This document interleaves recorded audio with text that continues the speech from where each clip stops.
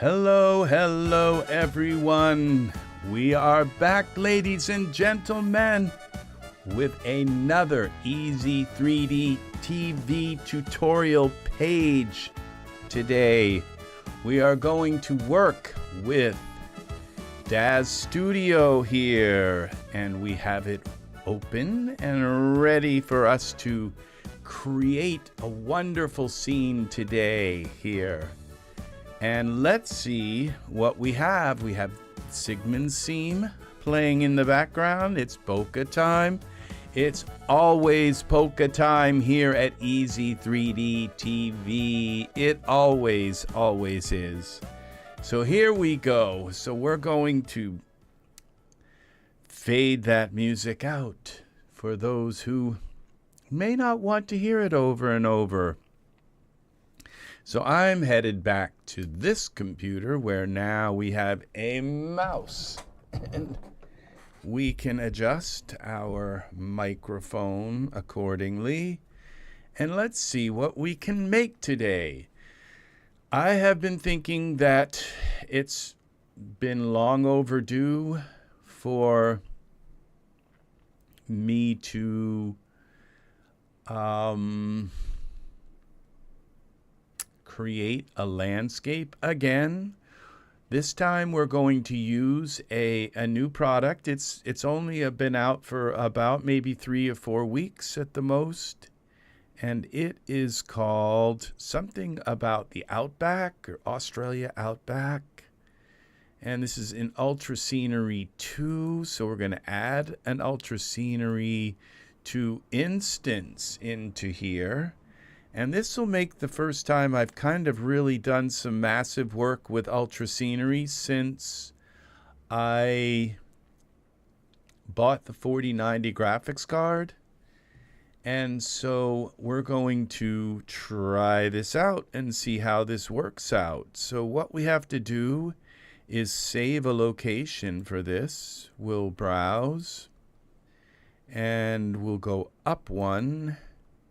And this is my saved Ultra Scenery 2, and we're going to call this, that one says Western Outback, but I didn't actually use the Outback pack.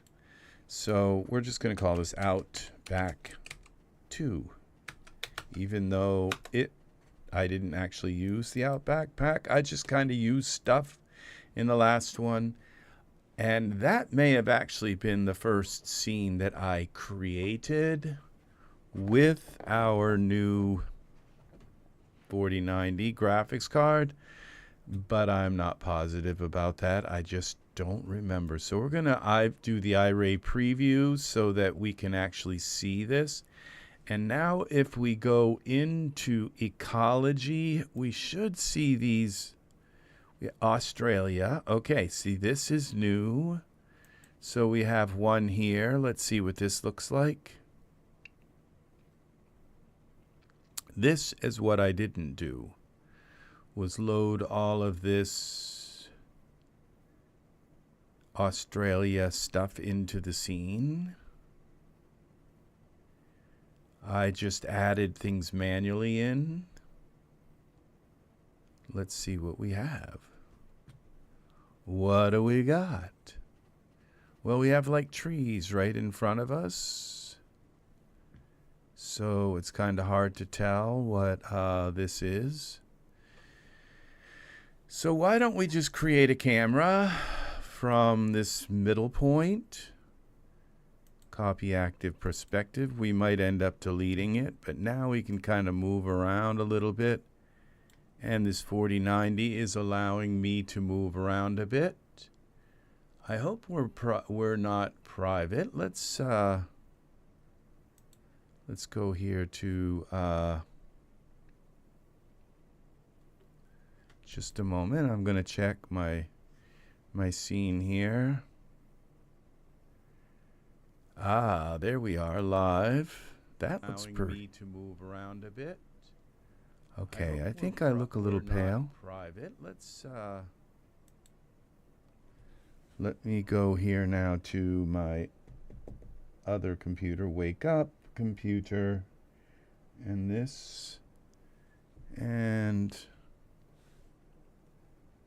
monitor. I don't think it's that bad, but I'm wondering, okay, maybe it's a little bit, let's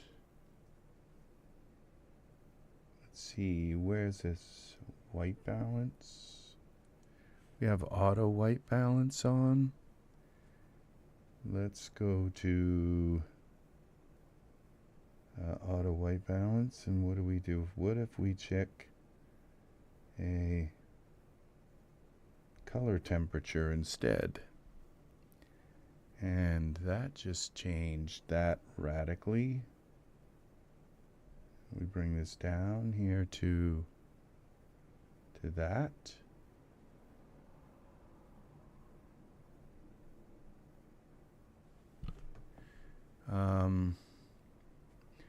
Did that work? Okay, we bring that. This changes my color quite a bit, actually.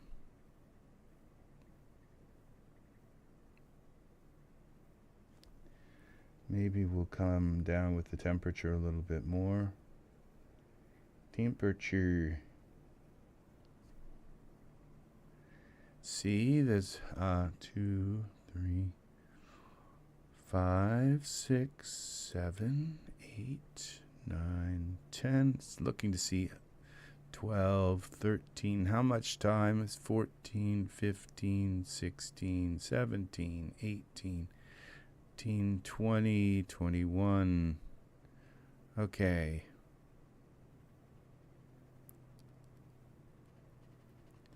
I think down just a tiny bit more on the color. Okay, I think now we can bring this up here. Just checking my stream. I've kind of rearranged my USBs because when I was switching back and forth between the full screen and like this and this, I was ending up, okay, that's a little better. Okay, I was a little bit of lag kind of going on, and so I hope I've been able to fix that. I may have had things in the wrong, just set up wrong. I'm not sure. There's so many things. Now let's take a look at this ground here. Now my old 3090s really wouldn't let me kind of do this kind of thing here, like look at all of these trees. There's too many trees. All right, let's see what we have. We have too many trees, okay? Just way too many trees. So what we should do is try, and I can't even see if there's a road or a path here. So if we come down here to ecologies, now we go to distribution layer settings, biome. We are looking for something called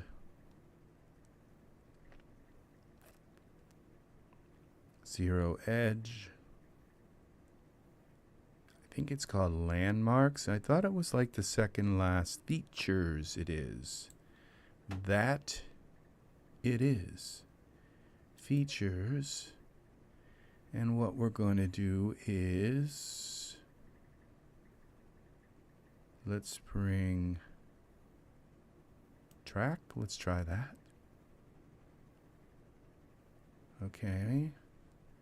And what did that just do to my, okay, I think, all right, that kind of fixed that a little bit. And then if we zoom down here, okay, and bring our, we have to find a place here that we want to take our picture from. Okay, Does that make sense? Okay, and we're going to control, okay, 0. So we can get down here into this control 9, I mean. And that will allow us to zoom in, I think, a little faster. Not that much, but it lets us pick a place where we want to do this.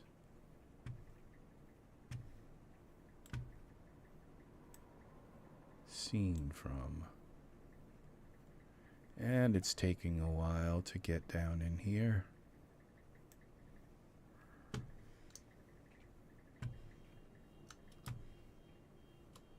Okay, we're going to come across here. And let's see what we've got for this Outback.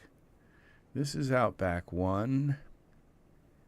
And I believe this might be, this is the Howie, I can't remember his last name, Howie Farks or something.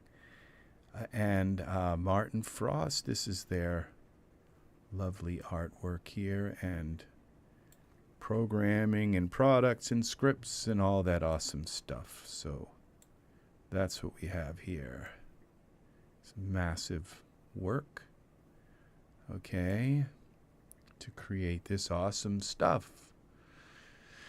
Let me know. Welcome, people. Welcome. Let me know if the audio is good, if we are doing fine in that regard. Okay, I don't want to be too low or we're going to end up with grass in the camera. And now what we could do is thin out the trees a little bit, but let's see what we have here. Now let's go into iRay. Welcome, Angus. Welcome, dear friend. Lovely to have you here. Lovely, lovely. We are doing some Outback artwork. Let's see how this is coming out. We're going to grab this, okay, and we're going to file save as. We're going to save the scene. Ah, very good. Thanks for the update on the audio. Well, I've had problems with my, okay, and we're going to switch here. I've had problems. We're going to call this Outback. I've had problems like switching back and forth between this full screen. When I would switch here and then switch back here, it would be kind of like jerky. And I'm hoping that it is working good now.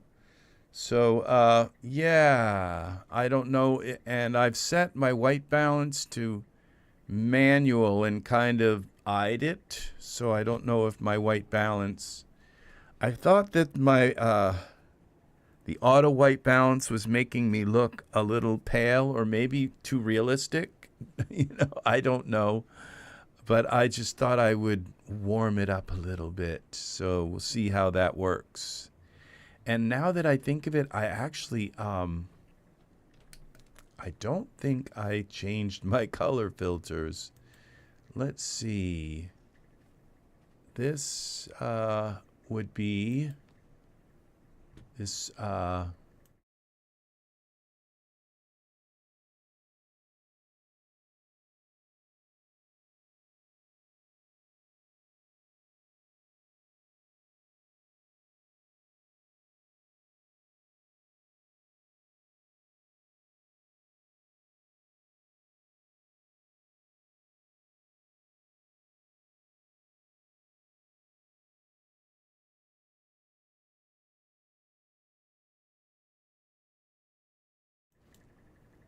And see if I need to do any more with it.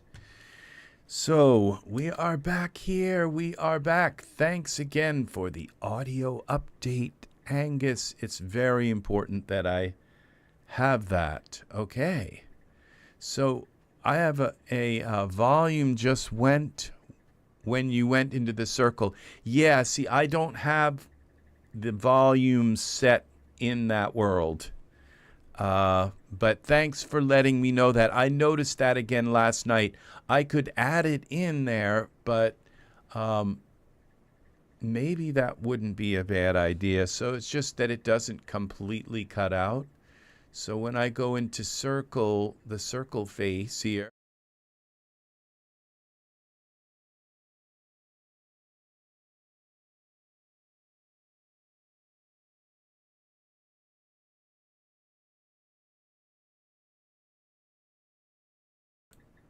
and we should have audio now in my happy little that's all folks, that's all folks kind of thing. So, all right, so there, thank you for that, because now that's fixed. So we are back here. So what we have here, as you can see, everything looks kind of whited out like they're headlights.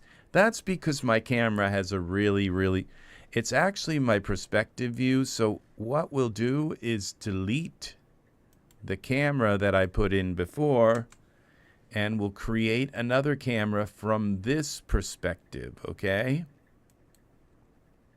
Create camera.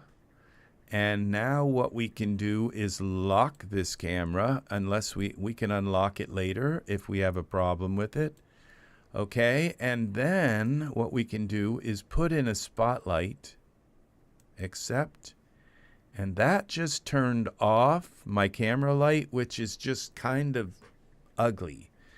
So this allows us to use the default HDRI that's in the scene.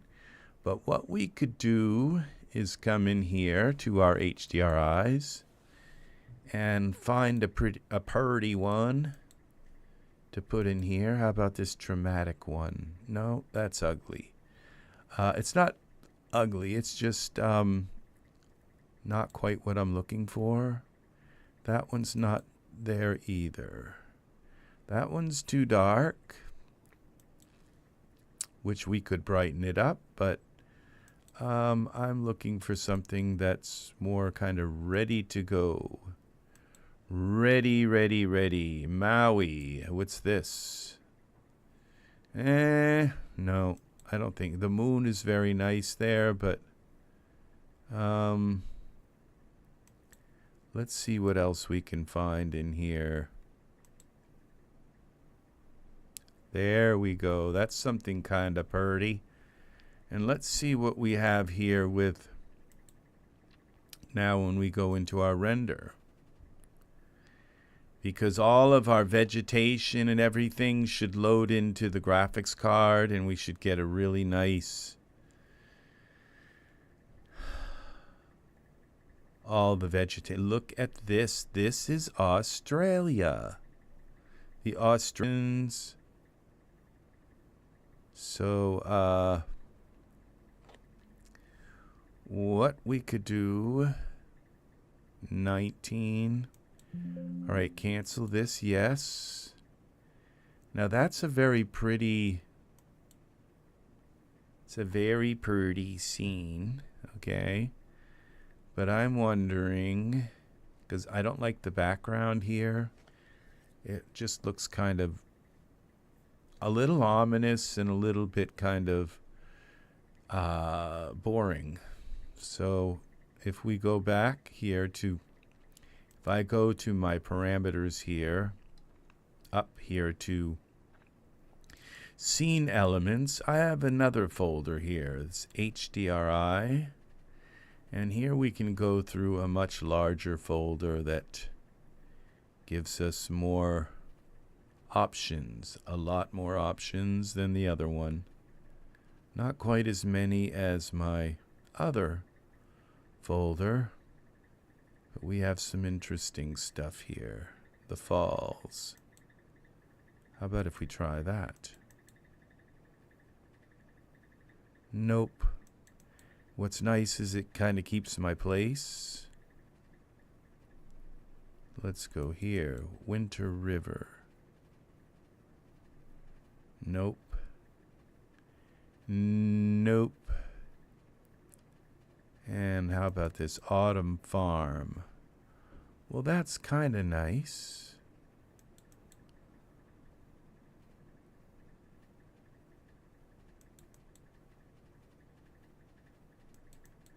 It extends things off, like it extends the, All right, what if we go with this?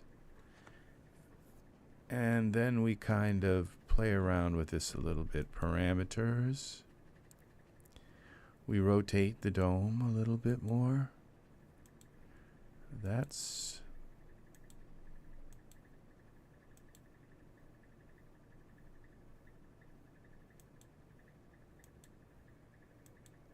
See, I don't like the straight on look, okay? And this one's kind of nice, but let's see, what if we bring this up to 2? How about up to 6, 7? And how about down to 6? And what if we give it a tone, a tint, like yellow?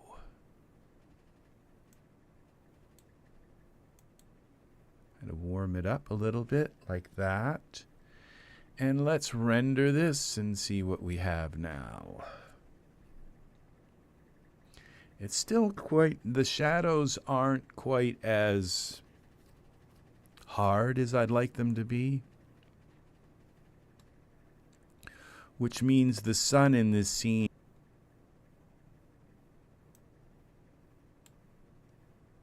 I don't like the way this is rendering so slow.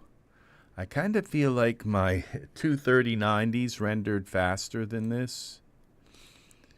So, but what's nice is it's much more responsive when working in the scene with all this geometry. It just doesn't seem to render as fast. And which is okay with me, because rendering, the speed of the render was not really the issue so much with me as it was like being able to handle like very large scenes. So, all right, here we go. So I like this, but I think we're gonna keep looking. Because like I said, I don't think the shadows are quite as pronounced as I'd like them to be. So let's go down through here. We have a rainbow scene. Again, they're not very pronounced. And you'll see what I mean when we find the right thing.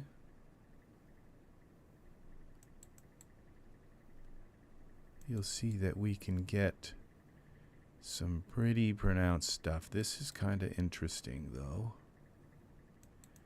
See, if I find something really interesting in the background,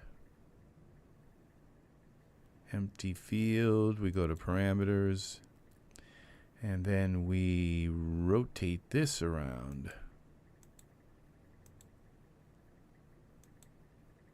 And that's not doing, it's just not. The sun, I think, is too low to the horizon or something. It's just not peeking up above. Now, if I found something really nice in the background that I liked, then I could just use a distant light to create that hard shadow. But this isn't doing it. So let's go down through. Let's try this one for... let's keep going. Let's keep going. All right, how about the Swedish beach? Oh, this is kind of nice. We've got a little bit of coastline. This is kind of nice. How about this one? Well, that's just kind of... There's a little bit more of that. We've got a beach. Construction site. No, I think this one, I like this. Once again, we don't have this.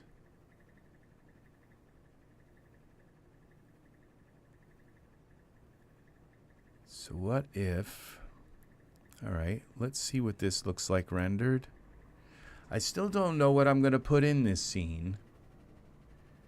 whether if we're going to add in a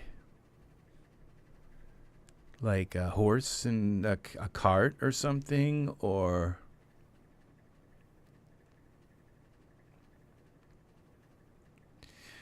I don't know, maybe some robbers and bandits, some like, and a caravan with dead people in the street, in the road. I don't know. They've been robbed. We'll call it robbed. No, let's see. No, that probably wouldn't be good. But we could do the caravan thing, and they could be like cooking, like hobos out cooking. I don't know. We could do some kind of like, Wizard of Oz kind of like, not caravan, but one of those wagons, painted wagon, pulled over to the side here, or maybe here, and gypsies. So, but I still don't like the shadows coming in through. I usually like a lot more of a dramatic look here. So what we could do, let's close this. It's just, that's what I usually see in my like Assassin's Creed games. It's always walking up on people that have been like robbed and they're all laying dead and everything, and it's like, oh, we arrived too late. That's too bad. So now what if we got a couple of options. We could just try rotating this and see if we get a better rotation on this, which that's kind of interesting, but that's probably better. Okay. And I think that's nice. And then we take our tint and give it that yellow tint again. Sort of like, okay, maybe a little more orange and a little less intensity, kind of like that maybe. Or what if we go with green? Well, that looks like an old photo, but I don't think it's warm enough. I think just a little bit towards the orange. And maybe a little more intensity. Go 4, 5. Well, that's a lot more. Let's go 2. What if we bring this up to 2? 2.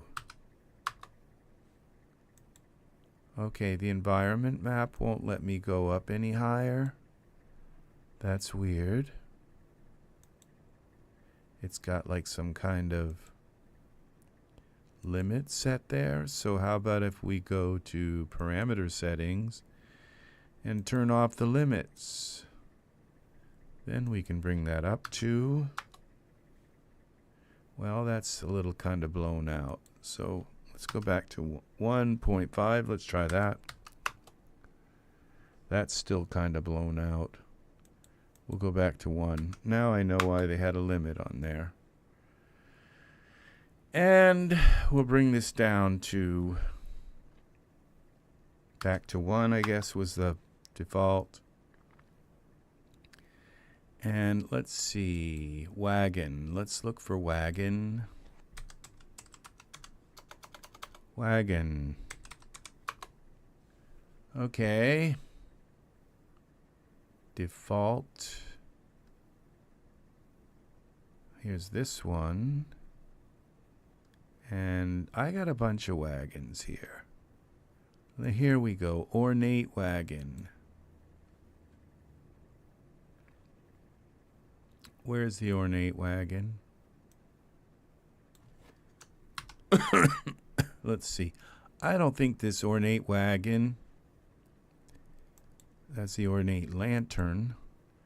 Control L, turn the light on. I don't think this ornate wagon is iRay, but maybe it is. Okay, if we got to select the ornate wagon, I guess, to bring this up. Bring it out here more. And this. And here, like this. And maybe like this. A little closer. And see what this ornate wagon is. I gotta go a little higher than that.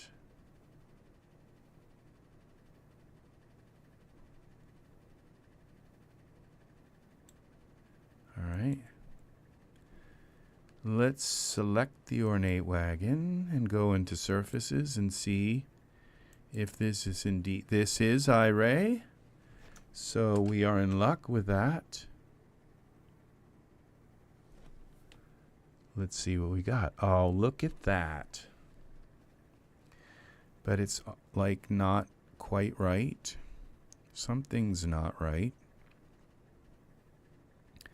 Okay, we've got to go back here out of iRay.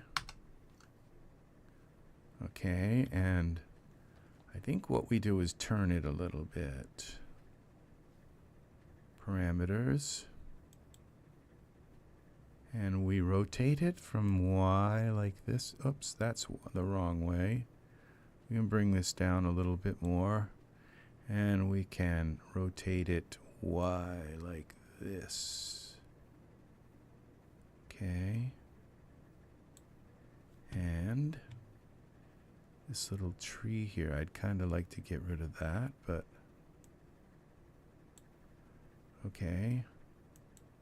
Where's our little, can we get this stair? Little stairway. Can rotate it that way, or we can rotate it this way. That is perfect. Okay, and see what this looks like now.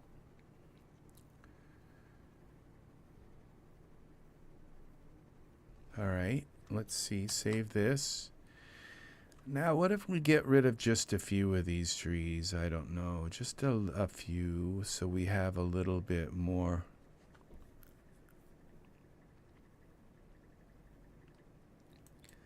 More view of the back. Okay, so let's, if we go into ultra scenery down here, ultra scenery 2, and we select which trees are we gonna, I think maybe these the dead trees are fine. I think the eucalyptus, scrub litter, I think the eucalyptus, okay, those are visible. So we could just take the density down of them. Let's see what that does. And back face culling. And we want to ignore culling. Okay. So what that does, this is very important with your trees and your dead trees, okay? So we go to the dead trees and ignore culling. And what that does is it turns all the trees on. Because you want all your trees on, or when you go into iRay, what's going to happen is all your trees are going to disappear because they're culled from the camera, and then they're not going to create this lighting thing, okay? And I think that's what was happening. So let's take a look now. You'll see a lot more of these shadows coming in because we have the ignore culling on. A very important feature to really think about and use, okay? You only really want to ignore culling on your trees because you want the trees to create that kind of, now see, this is kind of nice. This is better, I think. And so how about some little like elves? These don't have to be like human-sized people. They could be like little miniature people that have kind of a hard time walking up the steps. So, and reaching the door handle. But they get by. So, let's see. I could get rid of this tree, but I think the tree is okay there. And now this backdrop here, I'm wondering if I should make that kind of more yellow still, but we'll see. Now it's okay. When we took a lot of those trees out, boom, suddenly, okay. Now let's see. Let's look at the actual image here, okay. This is our image here. Something changed my rendering settings. Okay, we were at 2000 and now we're at, I think this is smaller than 2000. Let's see. 2000 infinite. Let's see what happens. So welcome, people. Welcome, Serenity's Gate. Welcome and howdy to you, friend. Howdy, howdy. We still got polka time. It is always polka time here at Ez3DTv. So this is larger, as you can see now. So something did change my rendering setting. So yes, we have polka time today. This looks good. I don't think I have to do much to this. So we have a couple of new figures. Let's try them out that I just purchased. We did I bought like a lot of hair. I bought some female stuff because the last 2 days have been female. And as I said, yes, I'm a champion, and I think that the store is all, all the sexist stuff and everything is horrible. I think the word I used was hideous. But the thing is that I'm not sexist, and I like to do scenes with females in them. And so what I did was I purchased a lot of hair. Female hair, because I have like every male hair that Daz has ever made, but since the price went down like from like $6, usually the cheapest you can get female hair for is like, now why all these dresses here don't have any icons? I don't know about that either. But hello, Daz, we don't have any icons with these dresses. How about you fix that? So these are all dresses, and they're all, so it's not lingerie, okay? It's dresses, okay, all files. So it gives me some options with female clothing for dresses. And so I bought all of the ones that were actual dresses so that I would have some options with female clothing. And then I bought like all this female hair. I mean, that's actually a lot. And this, all of these different, these all kind of, some of them are male, but they're mostly female hair. It just gives me some options with female characters. Okay, so we're looking for these little elves that I just bought, and this is install date recent, so I think they'll come up here as well. Where are the little elves? I know you're here. They are. There's Barnabas, Ragworth Materials. Okay, so let's see about putting Barnabas in here. Figures. Okay, Barnabas, the full set. Let's do the full set. Why not? And he's going to end up showing up in this thing like way, way off in the distance. All right, so did I lock my camera? No. Okay, well, that's the perspective view, actually. We got to go. I think I did lock my camera. Yeah, the camera's locked, so the perspective view, we can try to get Barnabas Ragwort over to another, like, awesome male, like, you know, it's like they put out all these models and everything, and then we get Barnabas Ragwort. But I guess it's okay. So where is our caravan? We gotta bring him way over by the caravan. If we can follow him along the street a little bit, and then bring him this way a little more. Then we can walk him up the road. And okay, we got to get back on Barnabas here. I know you're not supposed to do this. You're not supposed to move your characters this far away from, but I kind of have a little trick that I do. Okay, we brought him like way too far. Let's bring him back in some.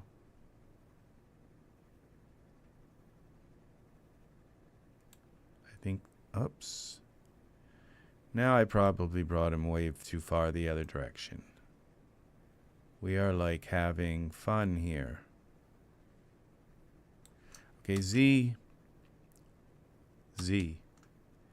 And now let's see where Barnabas is. He's back here by the wagon. Okay. Let's try it this way. Parameters Z. Which way? Okay. Into texture shaded mode. So let's see how tall Barnabas is to... Let's hope he's not just like too tiny to do anything. Like... So, but let's see. Okay, let's move him ahead some more.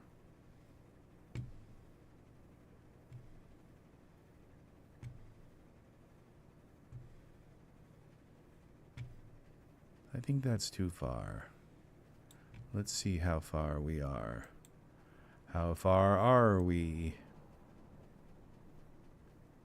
Okay, he's getting closer to this. And let's get closer now to Barnabas.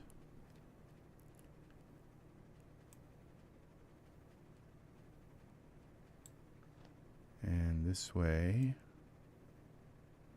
He is kind of tiny. So...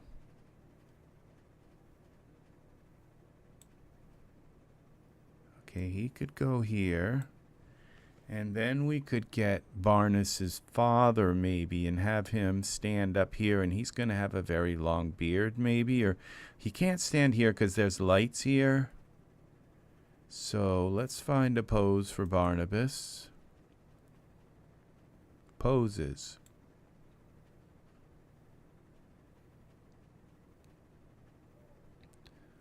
How about this one? And we'll turn him a little bit. Maybe. Parameters. Y rotate. These Australians are very, very peculiar people, you know? Save. Some of them come in the very short variety. And let's see, now we go here to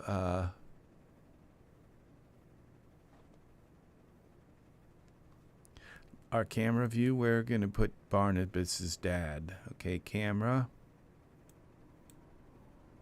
I don't think they gave us Mrs. Barnabas. I'm not sure.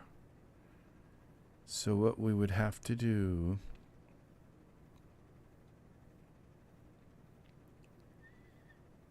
is, let's see what Barnabas looks like in here in iRay.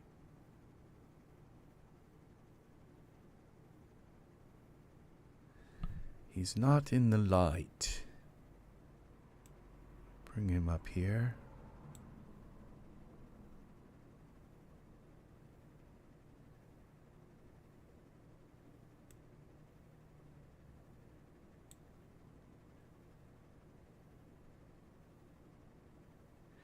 There he is in the light, but now we have to put him on the ground.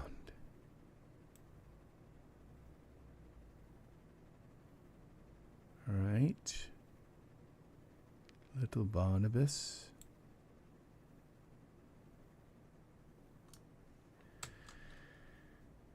And I don't know if anybody here has been paying attention to what's going on with AI, okay? But if you think about it, okay, we have right now, if you'd like to make Barnabas walk across the scene here, okay, it would be very difficult, kind of a lot of work to get Barnabas to walk across the scene with animating in Daz. But if you could just take your render and upload it to AI and say, I would like this little character in the scene to walk across the scene, to hop and skip and jump and run into the scene and then run off. And the AI takes your Daz render and animates it and makes it alive. Well, do you think that all of the people in Daz, considering all of the renders that they have, could then suddenly, all of a sudden, become alive? Okay, do you think they're going to be so anti-AI when you can just tell it, take my render and all of the grass and the leaves and all of the things, there'll be leaves falling, there'll be mist on the ground moving as your character's running in. You can tell it to put a little bit of mist in the scene and put all of this in, and the AI looks at your render, and that's what's called training, okay? Training the AI, okay? And right now, AI is now capable of doing that. And it's somewhere online. I don't know where it is. It's one of these AI engines. And I think it's so popular right now because I found one of them. It's called Runaway, I think. And it's so popular right now that when you go there and you go to render something, it says our AI is too busy doing other stuff. Check back later. And so, but the thing is that if you have a lot of Daz renders, you're sitting on a gold mine. You're sitting on something that you can train, because I have probably close to 1,000 renders at least, maybe around that. I don't know, somewhere in around there. The images that I've created, I'd love to see them come alive. I'd love to be able to tell the AI, make them breathe and make them move around, make them, if I have two people, and make them romantic, make them, and all of a sudden it just takes that image and brings it alive. And that is, and all of the trees are moving, all of the things, everything is moving. Birds are flying through. Yeah, that's what we're talking about with AI. And, it's like I put an image on, in the gallery the other day, and 2 people liked it, because obviously on the gallery, it was an angel kissing another guy. I thought it was a pretty image. Let me show you here. We'll go into the gallery. And it just shows that there's kind of not only, I'm up against 2 kinds of bias, I guess. I don't know if I'd call it any more than bias. But okay, where's the gallery? Okay, here. But you know, only 2 people liked it, and it's like it was AI and everything. And you know, I don't know if but like I can just look at that and say that's out AI. Okay. And so, or maybe they just have their favorites. There again, it's like this one got 3, you know? So it's like, wow, that's amazing that they actually got 3 people to click on it, you know? Here's our, our little forest friend with a squirrel. So this is, let's see, my image here. Maybe somebody else has clicked on it since, but and I'm not going to go through here and like critique everybody's art because that would be terrible. So it wouldn't be very nice to do that. But this one's called Kissed by an Angel, and it's gay romance, and I think it's probably still at 2. This same image on YouTube has gotten close to 600 likes. 600. But here in the Daz gallery, 2. So, you know, that it just shows that there's kind of like a bias here. This has gotten 6 likes, okay? I'm surprised that, you know, my 3D spin, for some reason, they like him, they don't like me, okay? So they don't like my stuff. And it's like, whatever. But, you know, it's because there's a big female and males who like females and females. And so this whole gay thing just doesn't fit into their mindset, whatever. But so that's what goes on here. It's this AI that's going to make all of these things move. It's the AI that's going to say, so this guy is going to go, what? All right. And he's going to like, you know, it's going to make all of our 3D stuff move. And then we're going to be stuck with the realization that maybe the AI can even create 3D, humans can create humans better than we can do in Daz Studio. Is it possible? It's definitely not right now, because I can render this image, as you can see right here, at we're at 2K right now, and the very best AI right now, image creation, they're probably maybe just under 2K, and I could render this right here at 13K if I wanted. So it would take a couple of hours to do it, but it would render at 13K. So let's now put so I'm just kind of like letting you guys all know that it's not very far away when you're going to be able to train that AI with your image, with your Daz image, and upload it, and then have that AI make those people move around. And you can take the same image and you can say, okay, make him now hop and skip and jump and run towards the ocean in the background, or make him kindle some wood and start a campfire, you know, some kind of thing like that. And that's what it's going to do that, and all the trees will be moving, and there'll be mist kind of blowing through the scene. If you want, there'll be birds flying overhead. Whatever you want to do, you just tell the AI to add it in, and there it is. And then you have, and then instead of just an image, a static image, and it's like, how nice is that if you want to make a YouTube video or something like that, all you have is a static image.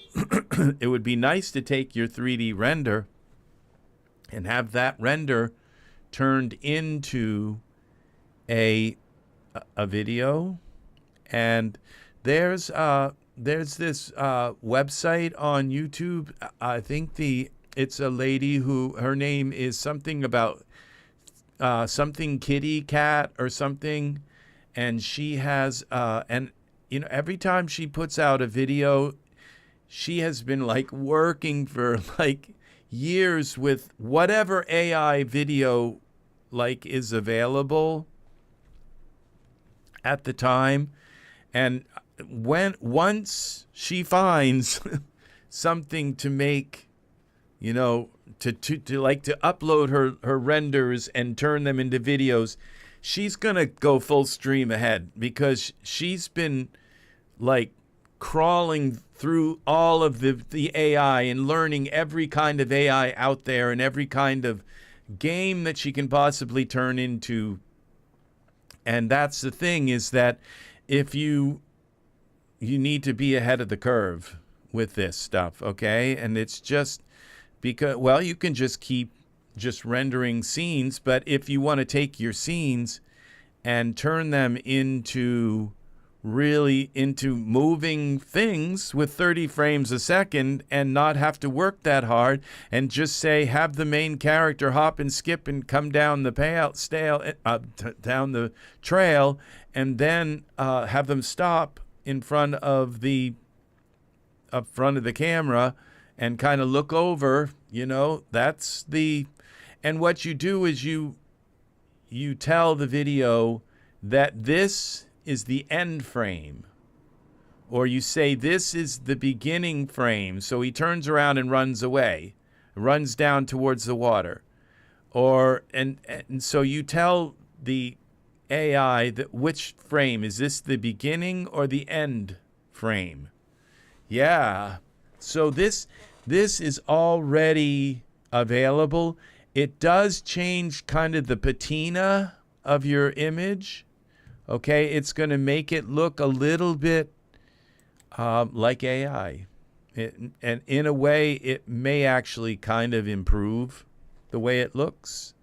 All of this light will be moving, okay, because it will move the sky so that the light, so you can tell it to move the sun so that the shadows, you know, wane. You can do all of that stuff with the AI, and that is coming, okay? It's already here, but right now, getting in and getting your video, and a lot of those services are free. And that whole thing where, if you remember them saying that AI was going to take up a huge amount of energy and it was going to require all kinds of technology infrastructure to be built and all in the next so many years. Well, that's what we're up against right now, is we don't have all the infrastructure. We don't have the computing power, and we need it. We need massive, you know, I don't know whether what they use for computers, whether if it's just a bunch of servers, or whether if they're using quantum computers or these massive, like, kind of brain computers that IBM and Intel have been working on for many, many years. I'm not sure exactly what it is, but okay, let's put Grandpa on sitting down.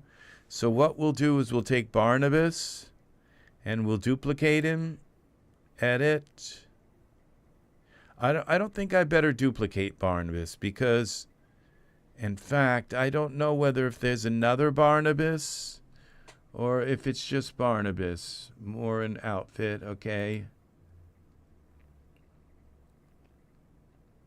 Because I was wondering if there were other shapes to Barnabas. Let's type in Barnabas, B-A-R-N. Barnabas. Okay, hair, facial hair. That's what we need, is the facial hair collection. Okay, Barnabas base clothes add-ons. So I don't see any other materials. Okay, good. So we can give his father different colors for his clothing. Okay, so well, I guess we could just duplicate Barnabas. Okay, so because not going to be all right. We'll just throw another Barnabas in. So this is the figure. Okay, and let's put him in another figure in Barnabas 2. Okay, now that's why I wanted to duplicate him, so I don't have to bring him over. Okay, we'll get rid of Barnabas 2. And we'll duplicate this guy. All right, I think I tried to delete it. I think I deleted it. Okay, I did. All right, now let's duplicate, edit, duplicate, Barnabas. And then, okay, let's go into texture shaded mode.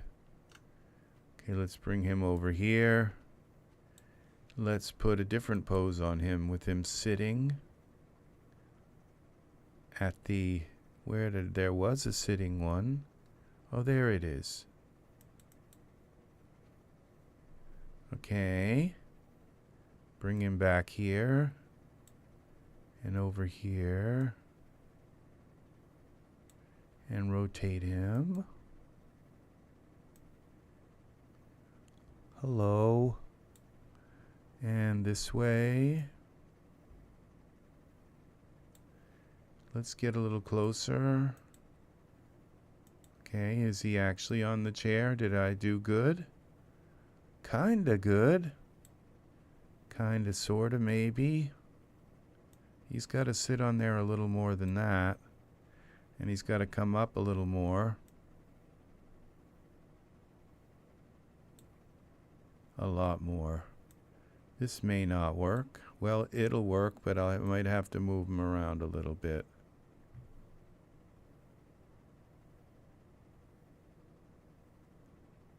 Okay. How do we fix this? With the pelvis. Bend the pelvis up like that. Okay, then we take Barnabas. This is Barnabas.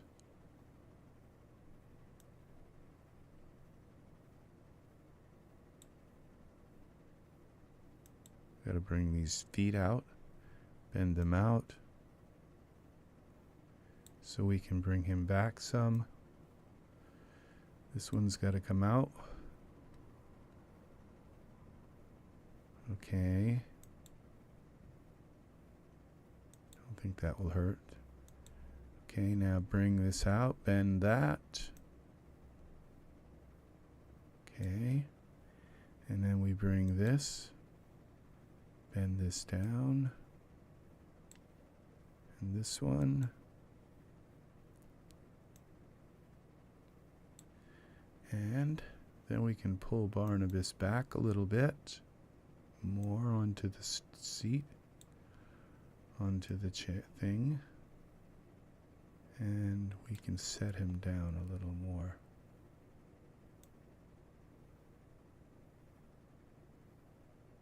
Okay, that's still not working, so we got to bring the pelvis up some more.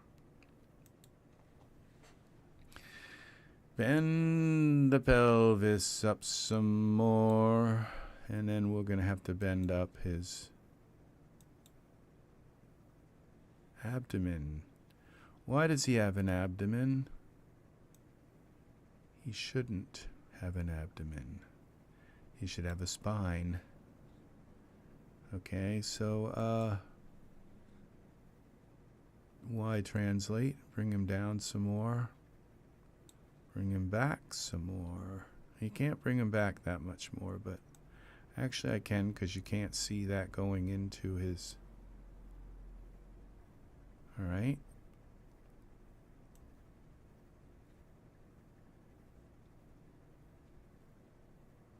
This isn't working. But what we do is we bring this back a little bit more like this. Okay.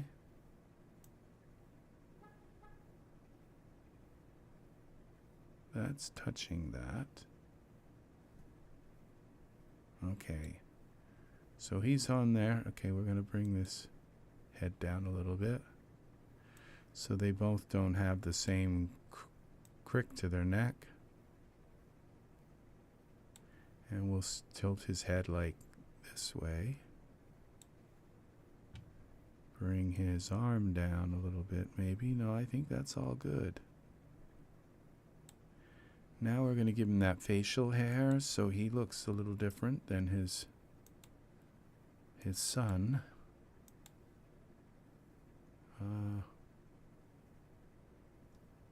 Where's the whole thing? Is there one with the whole thing?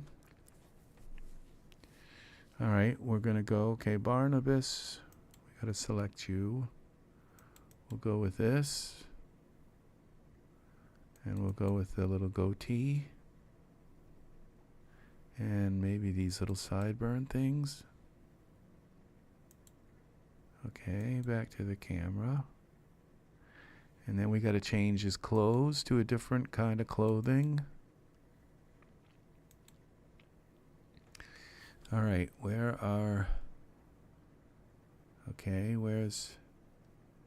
Barnabas? Okay, here are his neck fuzz, nose hair. Okay, base stubble.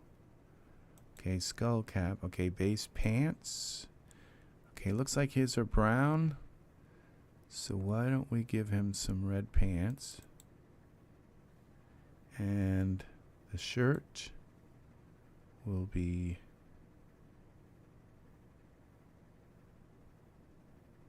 the waistcoat. Okay, so the shirt will be this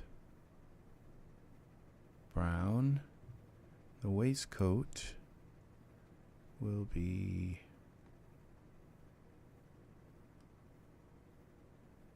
green. And the boots, where are the boots? The boots. Okay, those are gray. These are kind of grayish, so we'll go with the brown ones. All right, there we go.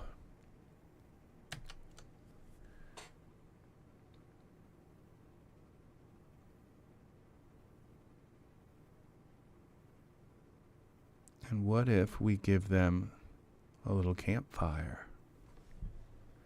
Now I think he should have different hair too, like gray hair. So where's his hair? Base hair, okay. Where do we go to?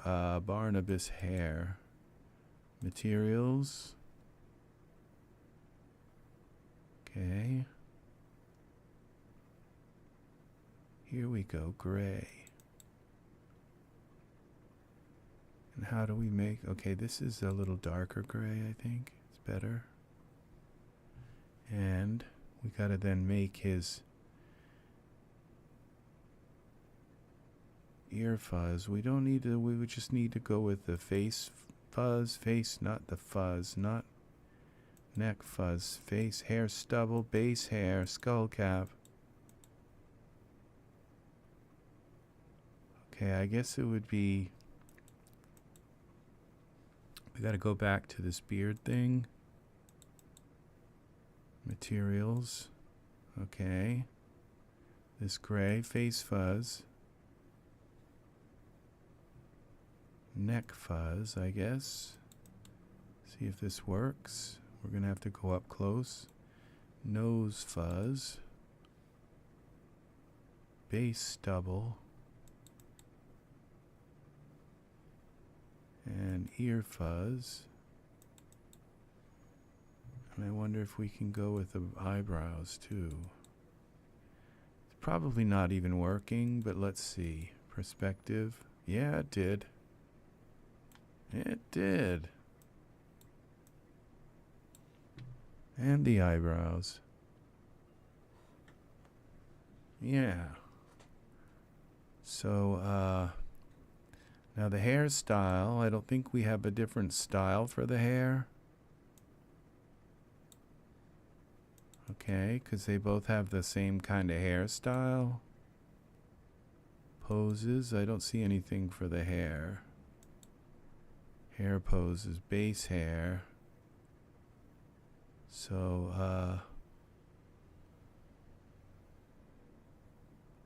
base hair, wearables, okay. Okay, so Papa Smurf. Okay, so we've got that going on. All right, so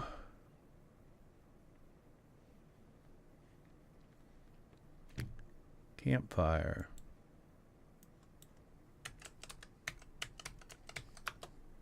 Okay, let's give them a campfire.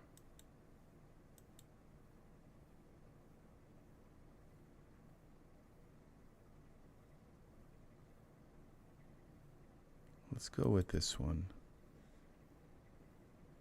And now we have to see, I forget how to bring something into the scene like where you want it to go. Okay, we got to bring this up. I think that's the campfire. Okay, it's back there, I think.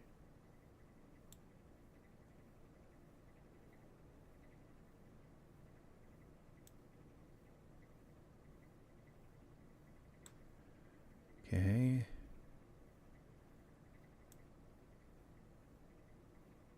In here, don't burn down the forest, guys, now.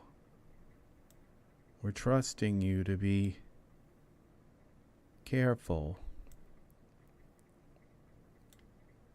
All right. Do we actually have the campfire selected or not? Let's see. Perspective, campfire. Okay, it's underneath the ground. And it's close enough, but it's just not up enough. Okay. It's an awfully big campfire for some little guys. They make big campfires.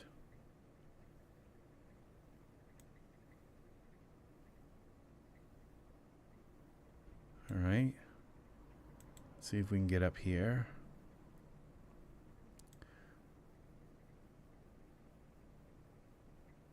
Go back to our camera view.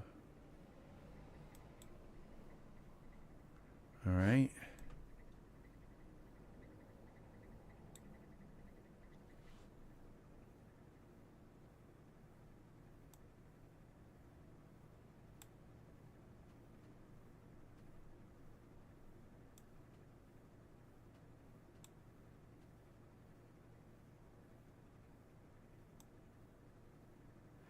Okay, I think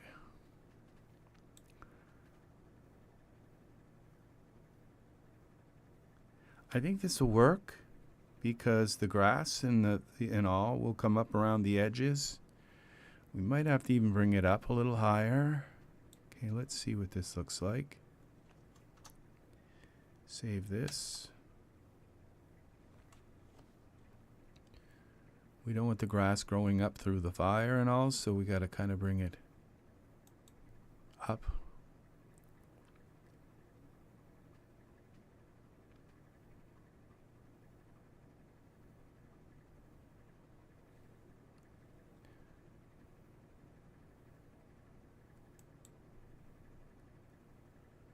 See what we've got.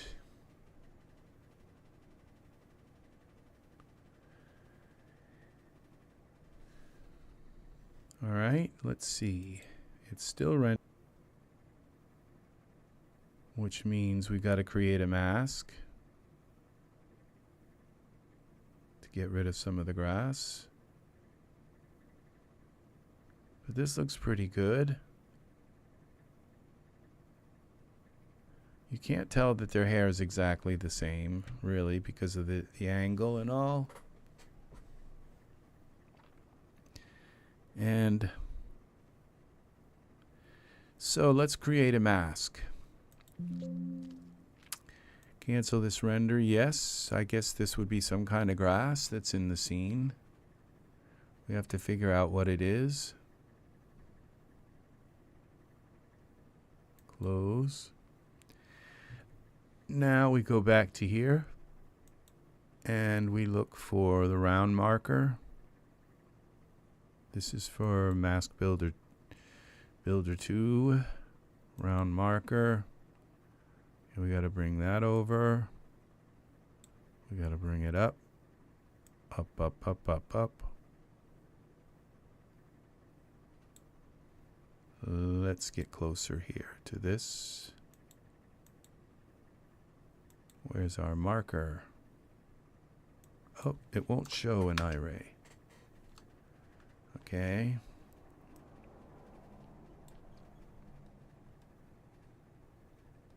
Where are we? There's our wagon.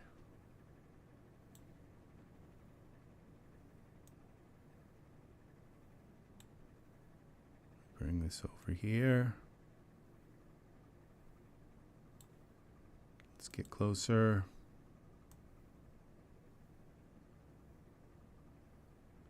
Okay. And we go here. Like this. Let's get closer. Closer. And this. Yikes, I missed 77 minutes. Hello, everyone. Art, welcome, welcome, friend. We are creating a scene with Papa Murph and the young Murph here, his little sonny boy here. And yeah, we're creating a morph, we're creating a scene with a kind of like a magical, like sort of Wizard of Oz wagon. I don't know really what they're called. Travel wagon of some kind. And so we're gonna make, and with a landscape here. So let's go look at this from the top and make sure that our sphere is in, not sphere, but our circle is in the right place. Okay. And what we want to do is maybe make this a little larger, and we can feather it. Okay, scale that. Okay, not Y scale, all right. Just scale it like this. Okay. Now back to the camera view. And now what we do is we open up our mask builder. Oh, we have to select Ultra Scenery first. Ultra Scenery 2, which is right there. Now we can open it. Mask builder, here's our mask. And now which would be this grass? Let's try the grass. And we will now add mask to selected biome layer. And we're going to make the masking level high.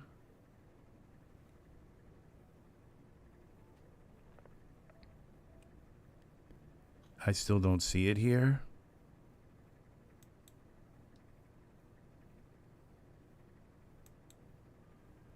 Okay, I guess it's that little teeny dot right there. Fuzziness, we'll take the fuzziness down a little bit and close it. Yeah, we want to exit this now. And let's Control R. Let's see a render of this. See if the grass is gone. Moving my Escalade to my driveway. Wonderful. Art, you be careful out there. And we'll be here when you get back, friend. So yes, we are making a render now. Okay. So it looks like we got rid of some grass, but what we need to do is add this to some of the other layers. So we'll cancel this. That is a nice gypsy wagon. Yes, it is. Looks like my Escalade. I would settle for something like this, you know. Wallaby grass. Okay, so we got other grasses we can add this to. So yeah, I would settle for a gypsy wagon at this point. If as long as it gets me from point A to point B, I would be fine with it. So we're going to add that mask to the wallaby grass. The poa grass. Let's see, we'll add that to that too. Close this. And now let's see if our render... Wonderful. Wonderful. Yes, Angus was here bright and early to this tutorial tonight. He's right on the ball tonight, which is just the way Angus is. He's it's wonderful support for this channel. It's okay if you can get all the grasses. Maybe I can settle this thing down some more, like right onto the ground. But let's see, like all these little wood chips, and I don't think that's a good place for a fire, but maybe like burn right down into the peat. So, but if it keeps them warm for the night, it's okay if they burn down a whole forest.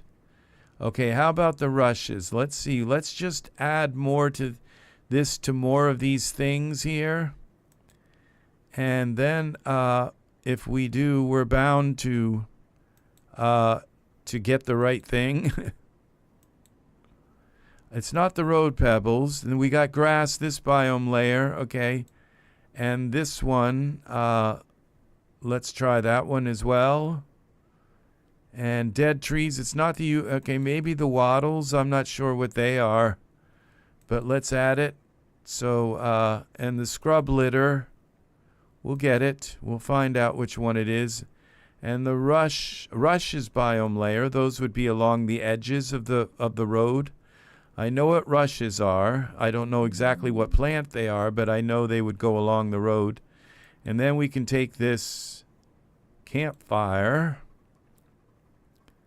We can bring this down a little bit more like that. And let's bring our round marker down some more. Doesn't matter where that is. It's going to just do the whole area. Okay, back to render. Render. Okay.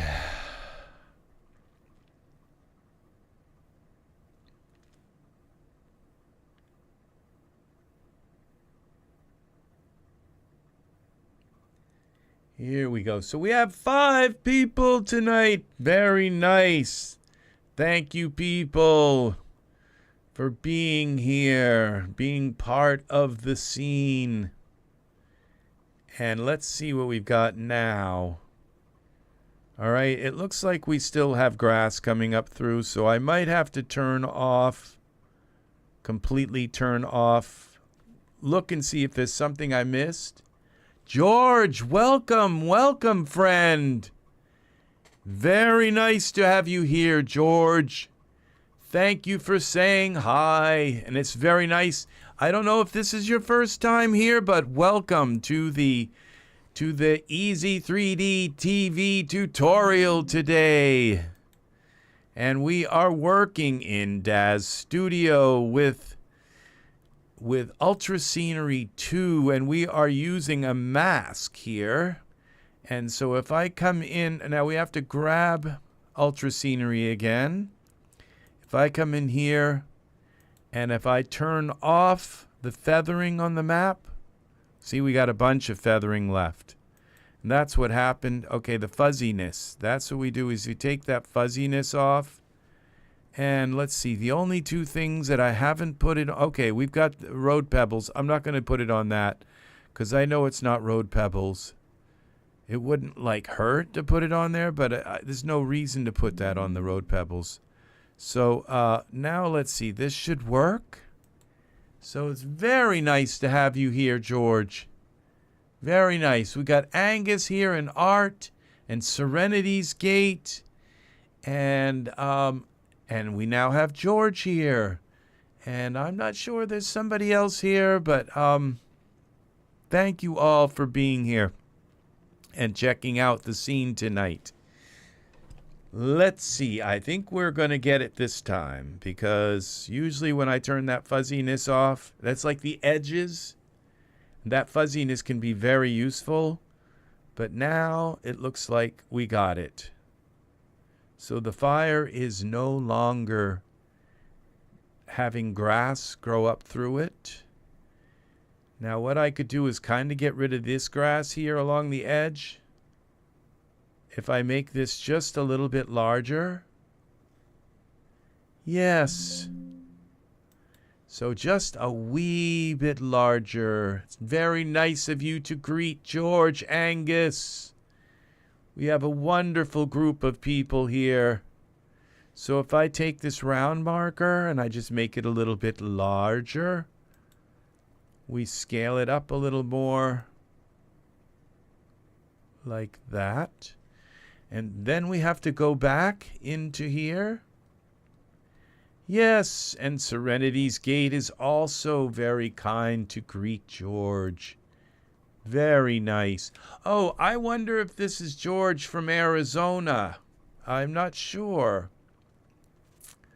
If it is George from Arizona, hello.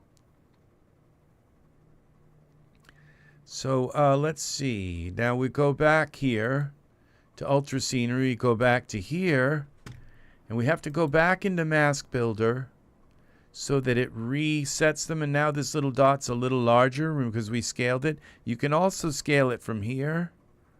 So exit. Now we can close this, exit.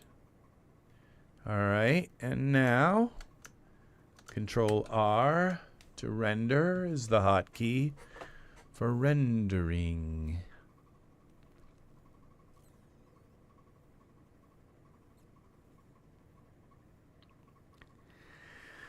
And let's see what we have. So yes, I was talking about this new AI where you can possibly, okay, and I know it's coming, where you can upload your Daz renders to the AI, and the AI will turn your Daz render into a video of your figures walking around doing whatever you tell the AI to tell them to do. So that is coming, okay, very soon. Look at this. So it moved, it got rid of that little extra piece of grass in the front that looked like it was going to catch fire and burn down half of Melbourne. Let's see. Now we're going to go here. And we'll close this. We're going to bring this down a little closer to the ground. It looks like it's still sitting up above the ground. So we'll see how far we can move this campfire down. Have been using Daz Studio for about 8 years now. Nice to see someone making videos that actually help people with the process of learning Daz. Well, I hope you know there are some other wonderful people out there that have helped me to learn. And so I think it's just really good for me to return the favor, okay? And to pass it on, or to pass it forward.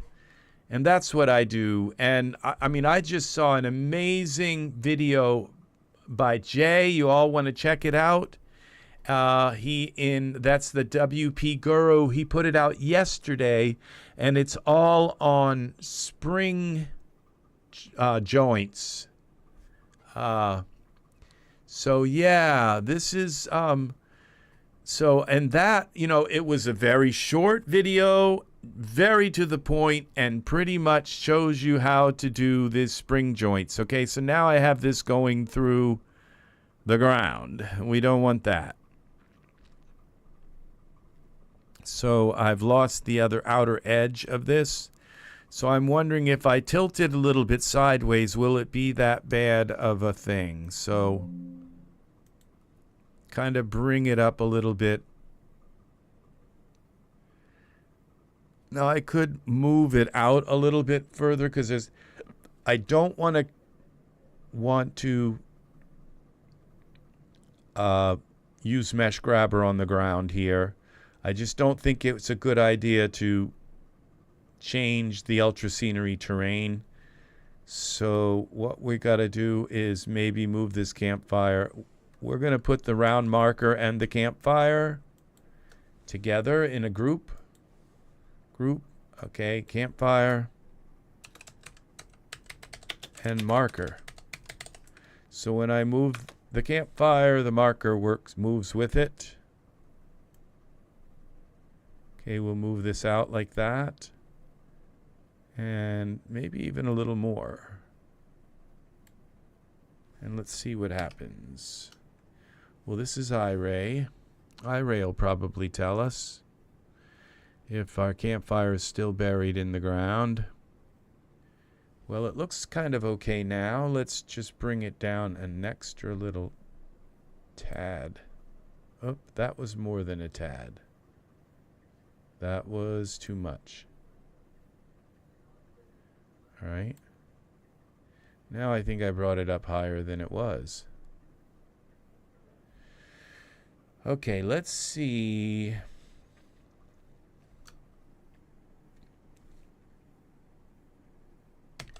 Yes, Papa Smurf has been very busy building the fire. And so in Toronto, Canada. Oh, wonderful. I've been to Toronto. Angus and I were just talking about Toronto because both Angus and I have been to Toronto. And welcome back, Art. Welcome. Yes, very lovely. I have been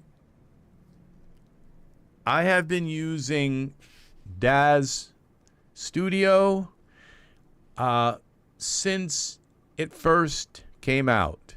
And when it first came out, I think it was about 8 years ago. I think it was actually more than 8 years ago, but when it first came out, all there was Poser and Bryce, and I didn't know about Carrara, and I didn't know about Hexagon back then. I'd heard about Hexagon, actually. I probably had heard about Carrara, but I just had never used them. At some point, I think I bought Hexagon, but back then, I mean, I was using a program called TrueSpace, and I was also using 3D Studio Max, and I was using a program called Pavre.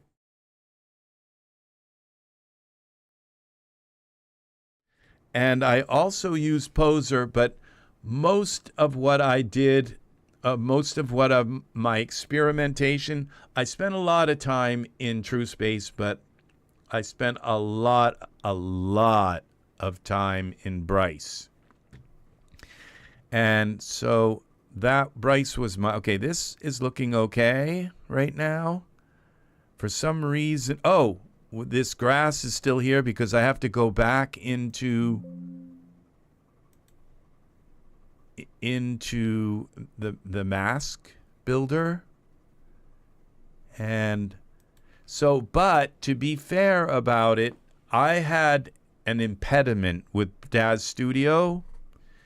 I thought that Daz Studio was like a kindergarten kind of program, and that Poser and Bryce were like that. Daz Studio was just a program to kind of do stuff in and then bring your stuff out and into other programs and export them out as OBJ and FBX files. And so that like impediment in my brain blocked me from being able to make scenes. And for many years, that blocked me from being able. Because what I would do is try to export a scene. I would try to export like a figure from Daz and bring it into Poser, and their hair would come out wrong, and their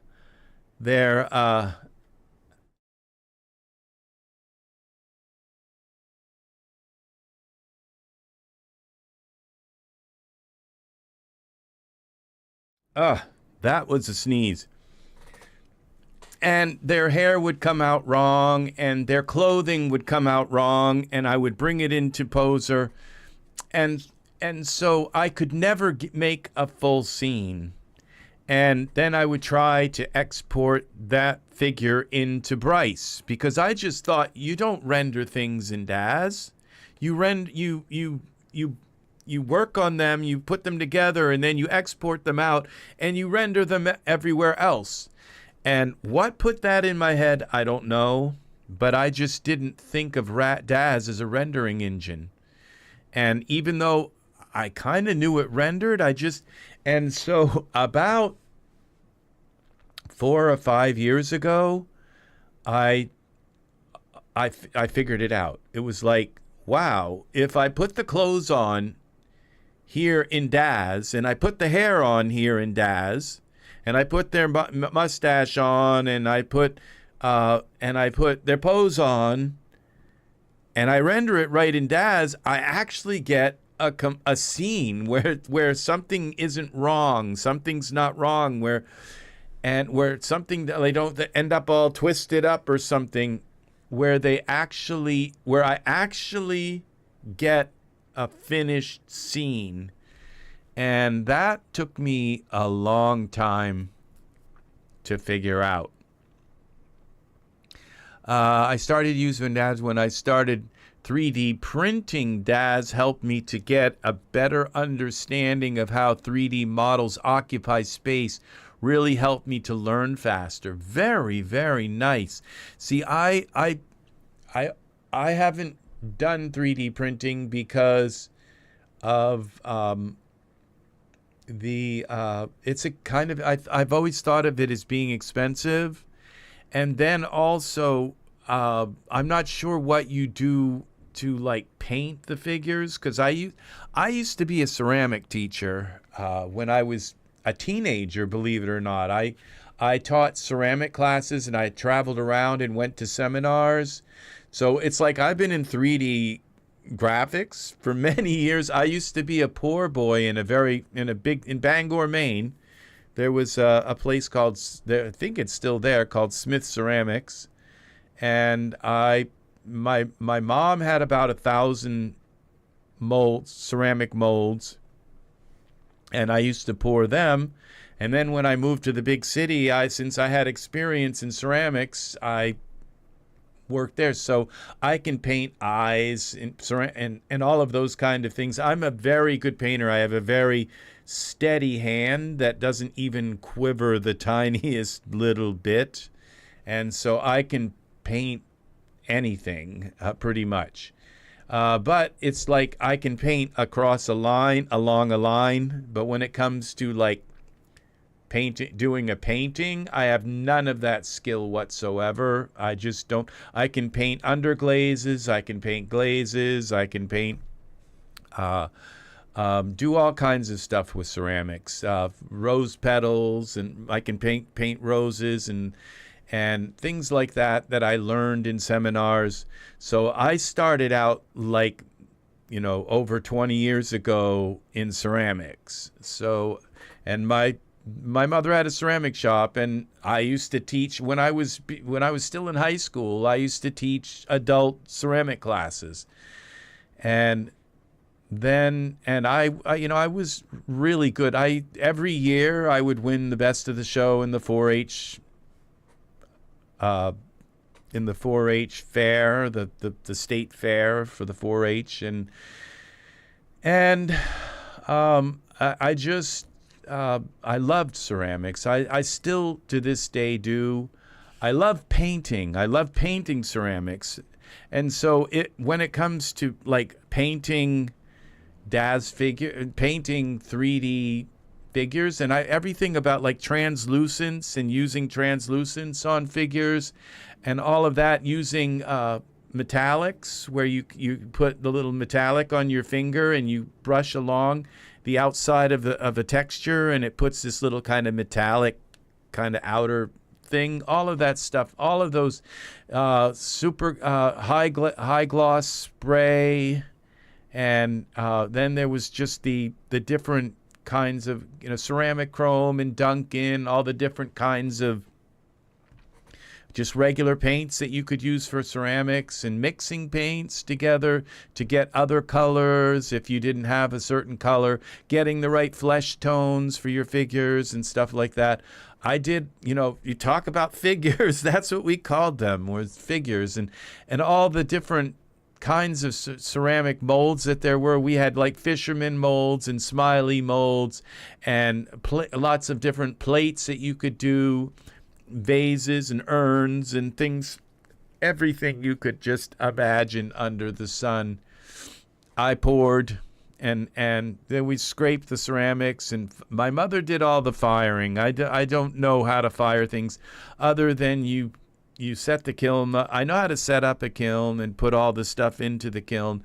I just never actually did. I was kind of a little too young to be playing around with a kiln. So, but my mother would do all that, and she would tend it and get in there and vent the kiln at the right time. And she had three kilns, and I don't think one of them really. I don't think one of them worked. One of them was like for parts, but she like bought a used kiln, but that was so she could use it for parts, because it was exactly like the kiln she had. But she had two working kilns, a small kiln and a pretty large one, and those were the big round like Paragon kilns. Yeah, so that was all. That's how I kind of started out in 3D stuff, and it was just a very natural transition.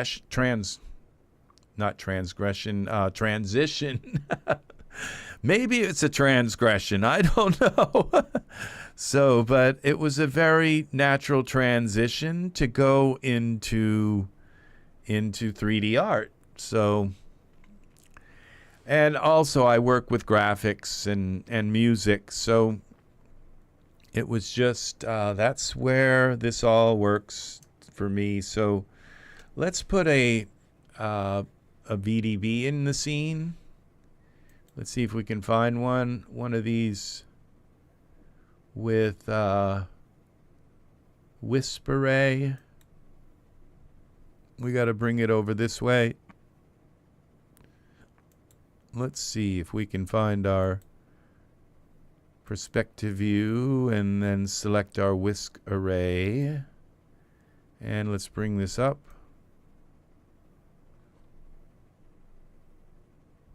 Well, all right, I don't see it.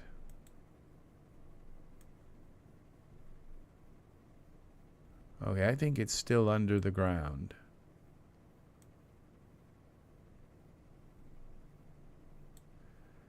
All right, why aren't you showing? There it is. There's our whisk array. Let's bring this in here. And okay, and over here.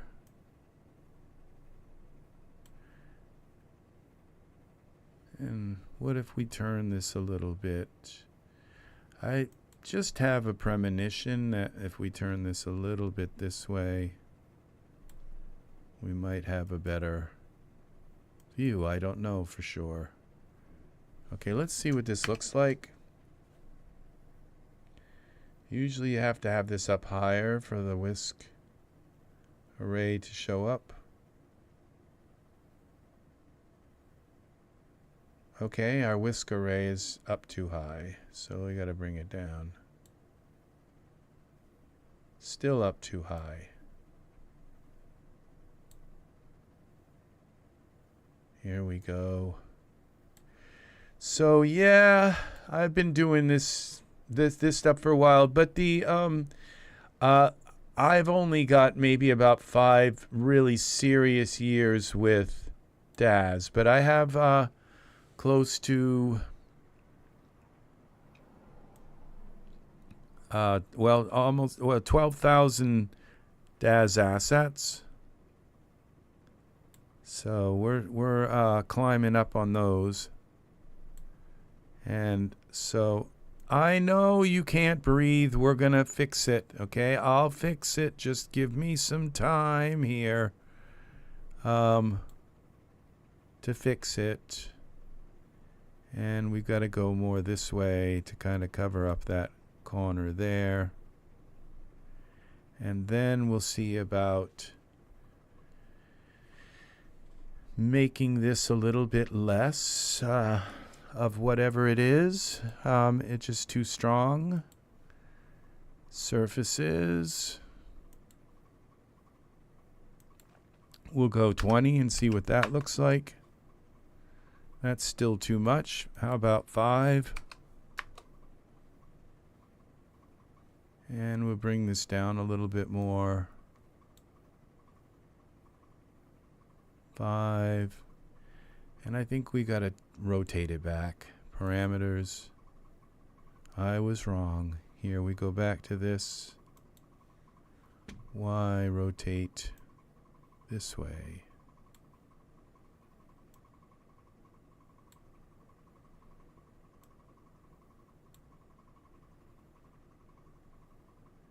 And then we bring this over this way like this.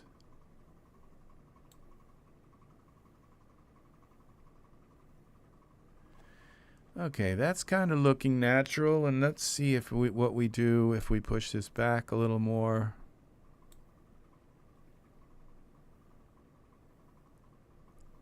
I think I had it right, and now I've messed it up. Let's see.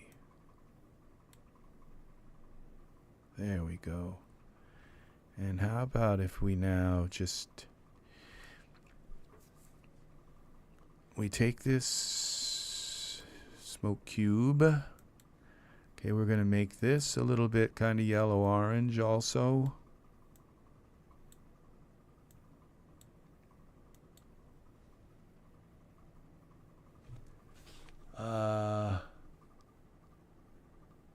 I'm in a hiatus, or my renders at the moment.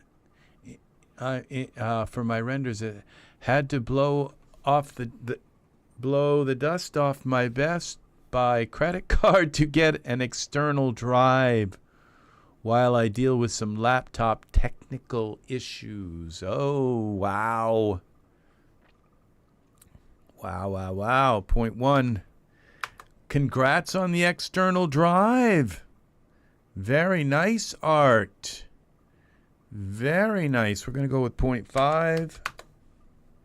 Okay, we're going to have a little bit of kind of some atmosphere here. And then let's see what this looks like.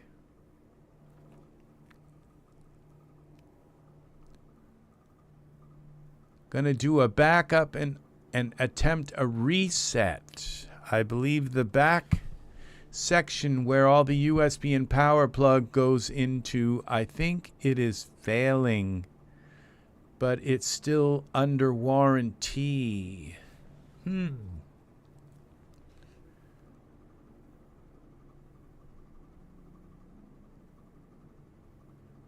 Wow, that sounds pretty intense. I've always wondered about that, Art, because the fire is not a VDB. Very good question, Art. It's an old school fire. Okay, so it's just a bunch of planes and transparencies and all. It's yes, very good luck with your laptop, Art. I hope you get it RMA'd before You got to be careful about, because if you have to send it in, I'm not sure, but you want to scrub it of your data and your passwords and things like that. It's kind of scary, that whole idea of having to send a laptop in.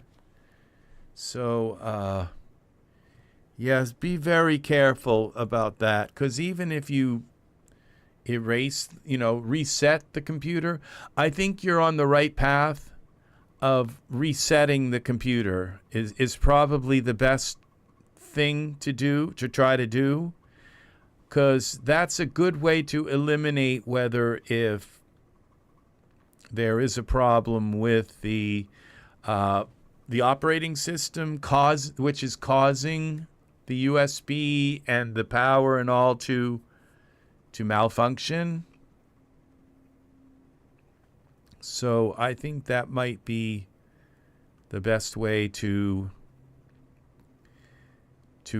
progress, is by resetting. I hate to say that, because I have probably close to 2,000 apps and programs. I'm not kidding you. Well, I've got more than that. I mean, just my Daz alone is, 13,000, 12,000 assets. That's just Daz. And then I have almost that many in my music stuff, where I have all these instruments that I buy, these VST instruments and orchestras and bass drums and every kind of instrument you can imagine, from piccolos and flutes and violins and Stradivari violins and cellos and kettle drums, every kind of instrument you can imagine, harps and piccolos, flutes, I already said that, and clarinets and woodwinds, all that stuff. Just every kind of drum you can imagine. Perspective view. We need to go down to Barnabas's level here. And his foot is bothering me because it doesn't look like his foot is completely on the ground. No, it is not. We want the left foot. Those 24-bit Sound Blaster type cards. No, I do not. I have a 1,000. It's 1,000. I have like 3 sound cards in my computer. 3 sound devices. I have an RME Fireface UCX2. That's like $1,600 to buy it new. And that right there is, like I said, I don't have a car because I put all of my money into my business, into this, my computer. And so they I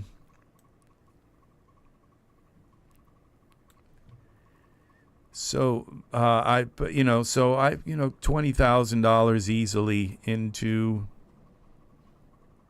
like, very easily 20,000. I think I've just got 20,000 invested just in my models alone, in my Daz 3D models and all. So, and then there's the all of my instruments, and then there are all these. So, but I have it's called an RME. It's RME Fireface UCX2. Now, if you are just looking to make music, okay, with your computer, okay, I wouldn't go out and buy an RME Fireface UCX2. It's $1,600. I would buy, it's called a Zoom. What's it? Zoom. And I had to put a sticker over the top of it. It's Zoom 32 something. Let me look it up. Zoom.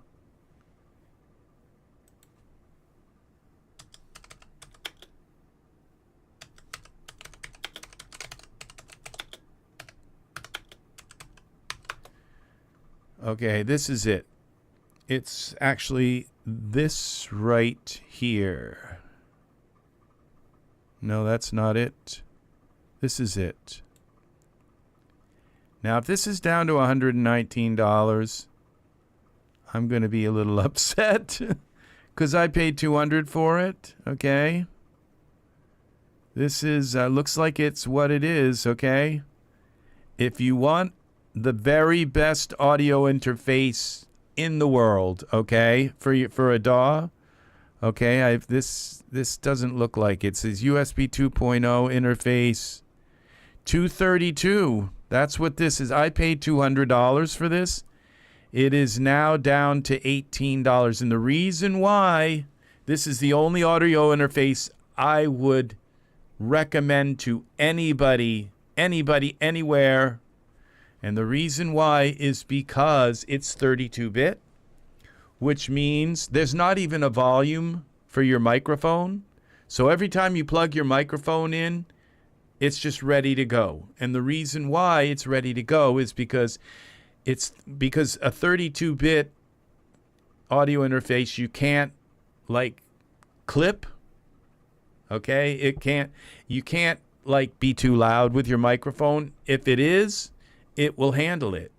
And so it won't allow you to clip ever. So whatever instrument I plug in, whether if it's my guitar or my bass or my microphone or any instrument, any signal, and I record with it, if it's a live interview, okay, it can't clip ever. It just can't clip. Yes, that's the only audio interface. So, because I bought like about 5 of them. More than that. I've bought like probably about 6 or 7 audio interfaces in my life. So I've got like wasted money on this one, that one, this one, that one, this one. And so, but right now, this is it. It's two inputs, okay? And you can plug your guitar or your microphone in, or 2 microphones, which means you can have 2 different people with their own microphone and do a kind of interview kind of setup. And this, or you could have more by just plugging a mixer into this, so that you plug the left and right of the mixer, and then you plug the microphones into the mixer. And if somebody gets too close to their microphone or whatever, it won't clip. It just can't. It's impossible. 100% impossible to make. You could like actually explode like a sonic, jet in front of it, and it would still record it without distorting. And that's the thing. You can't distort it. All right. So, and anything else that's not 32-bit, you can distort. So this is a fully fledged audio interface, and it's USB. It's got a USB C input on the back, and to USB-A, I believe. You can plug it right into a USB 2.0 port, and it's fine. It records slightly larger files, but I haven't found that to be a problem. This is if you want an external audio device that's going to take and do all your, so when you open any kind of music software, you just tell it to use this instead. And this is ASIO, all right? So it will use so it will have 0 latency, or like very, very, very low latency. They say 0 latency. It's kind of like 0 latency if it all depends on the DAW you use. But this is the very best right here. So make a note of it, people. Don't buy a Scarlett. Don't buy, the Steinberg or the Behringer or all these other audio interfaces that are out there. There's some of them that are very expensive. Buy this. So I have 1,600. It was like up to it cost me 1,700 with tax. audio interface. I use that for Windows, okay, because I stream and I have all these different kinds of audio things to deal with. But for Cakewalk and for my music that I make, my music is I use this in my DAW. I don't use the $1,700 because it's not 32-bit. So it's like if I need to go back and record, like if I mess up on a certain line and I need to go back, I can just plug my microphone back into here. And what's nice about it, this is not an input. That's an output volume. There's no input volume at all, which is kind of hard for my brain to even wrap around. It's just one volume. Yes, I use Cakewalk, and I've been using Cakewalk since Cakewalk for DOS, for MS-DOS. So I've been using Cakewalk since that company began, since the very first version of Cakewalk. And so, so I can just plug my mic into here, and it's always the same volume when I sung the line. So there's no input volume. So this is the device. Make a note of this, because if you really want, because the freedom to just sing out when you're recording and not ever have to set the gain and never ever have to worry that you are going to clip. Okay? Oh, very nice. Very nice, Art. That's another thing we have in common is Cakewalk. I cannot believe that you are you also have knowledge of Cakewalk. Well, I've used it all the way up from there. I have about 500 songs I've created in Cakewalk. So, and my music gets about 2 million listens a month on YouTube. So my Cakewalk music. So that's what we do. So look how that reticulated is here. So we have, okay, his feet are on the ground. I think his back heel isn't on the ground. Now I'm seeing something else here. Take me back to the back heel. Maybe it is. I can't really tell, but it looks like his back heel is up in the air, which is okay, I guess. But no, I guess it's on the ground. Hell yeah. It's just an illusion, I guess. Just an illusion. All right, that was my Moody Blues voice. Well, I've got dreams enough for one. All right.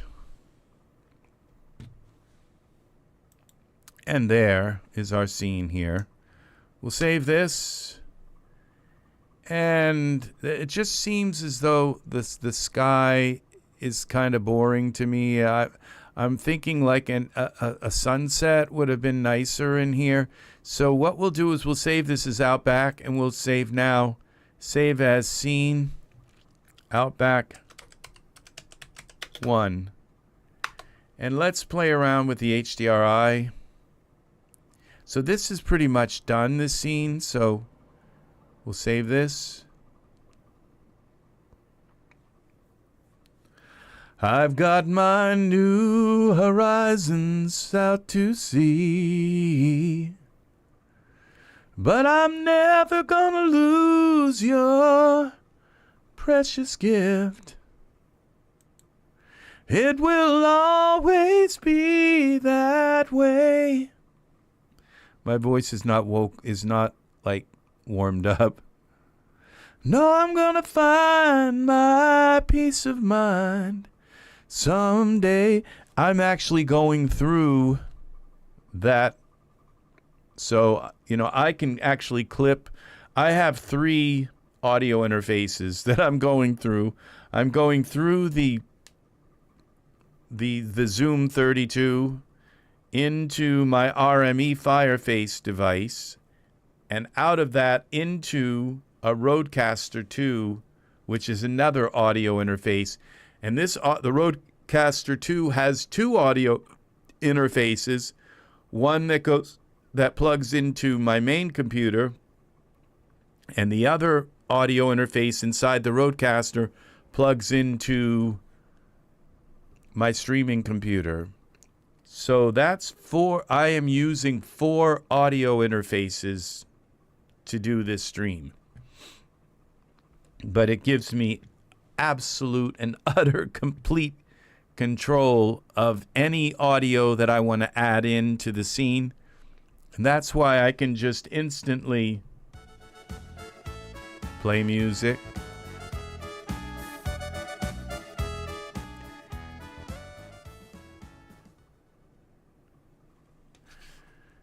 Also, okay, has anyone ever tried Second Life? I found that it too was also I think you mean natural progression of what I learned in Daz and from 3D printing. Second Life, I've never even heard of that I can think of. Let me see. I assume it's some kind of 3D program.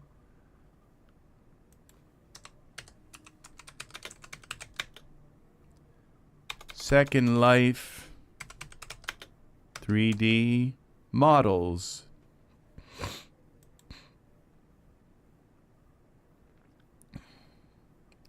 Second Life Turbo Squid. Second Mesh, creating a mesh. Second Life, let's go to their main. Okay, it looks like a bunch of like tutorials here. Community, that's their community. Second Life.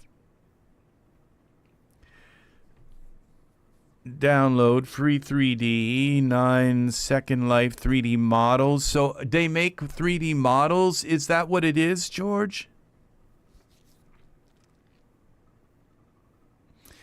It doesn't look, I'm not seeing that they have an actual like Daz type program for rendering, like a modeler, I guess.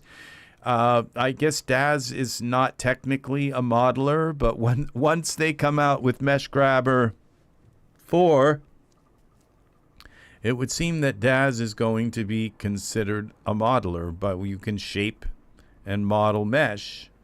You can already kind of do that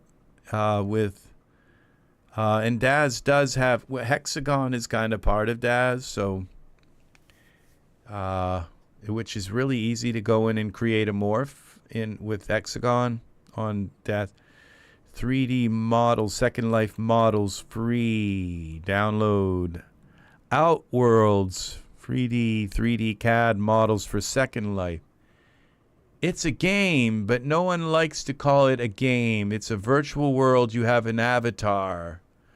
Oh, you know, there was stuff years ago that came out with that, and they said that the whole world was going, you know, and that whole thing about the metaverse and everything, it's like, where is it? You know, I'm still waiting for the metaverse. I was supposed to be able to get rich in the metaverse. So they don't know how to make the metaverse. And I went on to Facebook and I said, I typed it to my subscribers, that I know, you know, what they need for the metaverse to make it popular. And I'm not going to tell everybody here, because then my little secret would be out. But I know what would make the metaverse work. All of a sudden, everyone would be just clamoring to get into the metaverse. And there's a few things they just have done wrong, and they're very important things. So, so I mentioned that in a post on Facebook,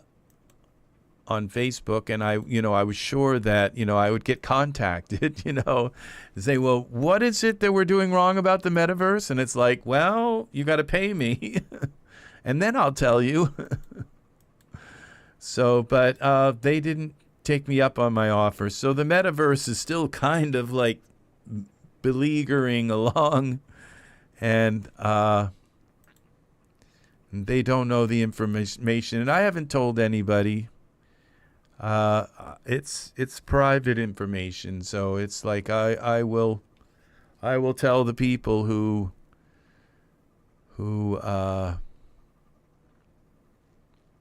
inquire about it with enough who pay me for my information, for my ideas, you know, because I've been around for a long time, longer than most of these people who are, you know, running these social networks. So, all right, let's try a different sky here. I'm thinking kind of like a red sky.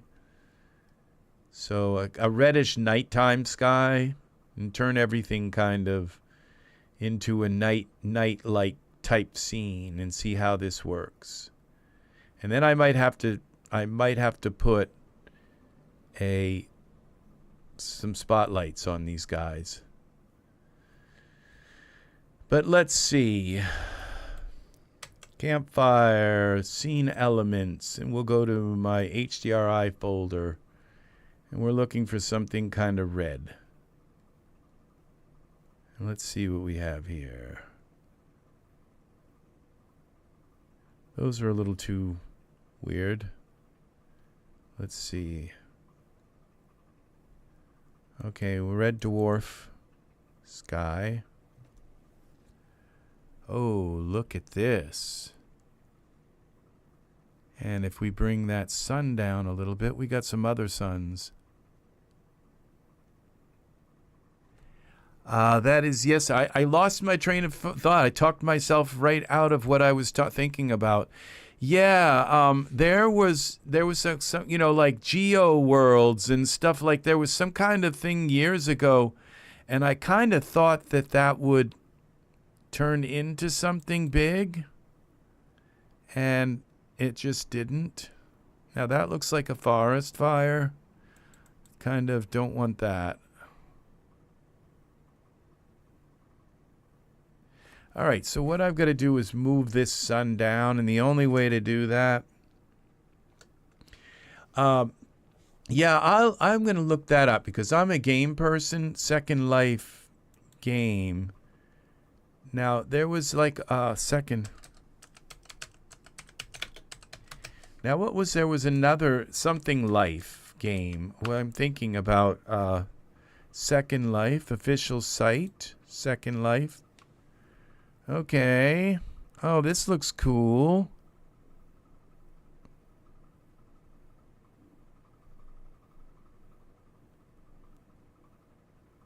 Half-Life. Okay, I'm thinking of Half-Life, which was oh, this looks really cool. Candy. All right, they had me at Candy. And the romance place, okay? It's like, yeah.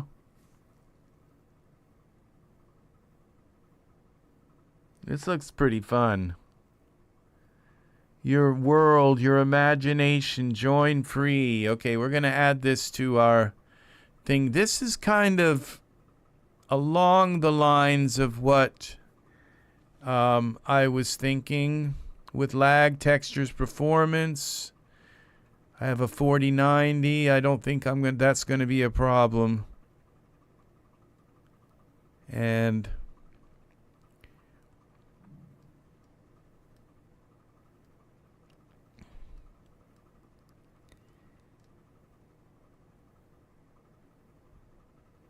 Second Life viewer, Firestorm. Here's what you can have. Okay, so yeah, the download here. We got certainly plenty of space for it. Marketplace, language, login, sign up. So I wonder if we'll see. So I'll look into that. Thank you very much for that, George. We'll leave that running there. So we're going to go into Filament. And that looks like massively fun, because that's one of the things that's very important is customization, is being able to customize the scene. All Right, I think I want the top part of this rather than lower part, so we take this sun down. You better take care if I find you've been creeping round my back. So the best part of what you can do there is create. You can create anything and sell it on their marketplace or have an actual store in world. That's encroaching on my idea. That is definitely was part of my idea. There were other parts, but that was part of it. And that's what you kind of thought The Sims were going to do. You know, The Sims, that it was going to become a social network. And it's like, no, they just dropped the ball. EA is like, who's running things down there? They're certainly not getting it, you know? So you kind of thought that the Sims were going to turn into like a marketplace. Another thing that just got completely dropped. X, where's the rotate? Y, rotate. Why am I? Okay, because I'm in the wrong place. We got to go here. Environment, could you refresh? There we go. Now we got the X, I think. Which one is that? All right, this is good. We bring this like this. And over a little bit like this. X. I think like this maybe. And let's see what that looks like now.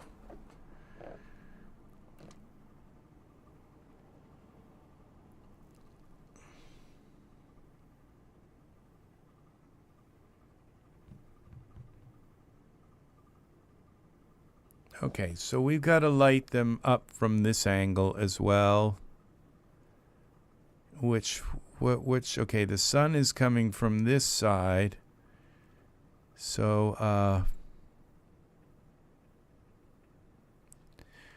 right, let's just try a spotlight. And it's from, okay, where's my spotlight? Spotlight. And my umbrella. Okay, now we're going to go to Barnabas. Select him. Spotlight, look at him. Okay, now we're going to go out of here.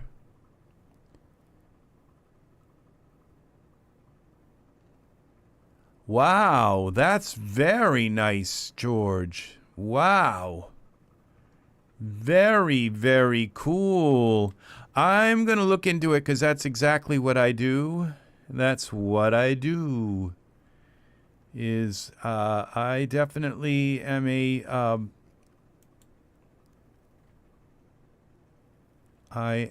a social network person. Guild Wars. You remember all those people running around in Guild Wars? What an opportunity they had to give people their own like stores and give them, you know, and it's just they dropped the ball. You know, it's they just, you know, they're not interested in you know, when somebody comes and says, you know, I got some ideas, and it's like, we don't want your ideas. We got our own, you know? And it's like, do you? Really? Well, go for it then. You know? Because, you know, the money they have to just explore a few ideas here and there from other people, you know, which would cost them nothing compared to the money they really have, you know, to just get some ideas. So I'll bet you that my ideas have not been incorporated into the, and I'm just, like I said, I'm not going to you know, divulge them at this point. So let them figure it out on their own. So we're gonna go. I think I'm gonna bring this to come down a little bit more like this. So it seems like it's coming from the sky, even though the sun is behind them. Maybe it's reflecting off something here. So we go now back to the camera view. Back to the camera view. All right, and now we go to this, and we'll put like a 4 here maybe. Probably a 6 because it's far enough away. And the temperature, bring the temperature down a little bit, kind of quite a bit. Let's see what it looks like in iRay first. Wow, that is a lot. A lot. Well, they have, it looks like they have to kind of keep the graphics, because in order to let everybody in, you know, they've got to have the graphics to some degree kind of universal. So, so they're not just catering to gamers, you know, a bunch of young guys. So,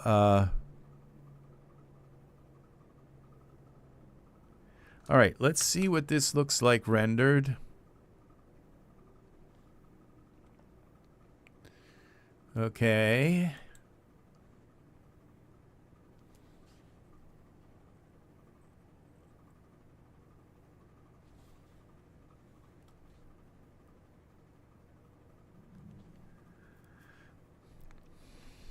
My stomach is growling. It's saying you haven't fed me, and I am fed up with you. I'm going to give you hives if you don't feed me.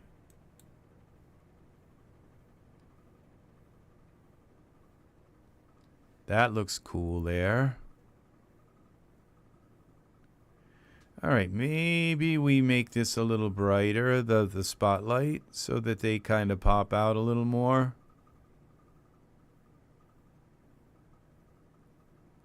Papa Smurf looks like he's just loving it right there by the fire. So let's see. We'll bring this light up a little bit more. And you know, the thing about the temperature is you just can give, instead of, you know, giving it a temperature like that, you can just kind of make a color for the light.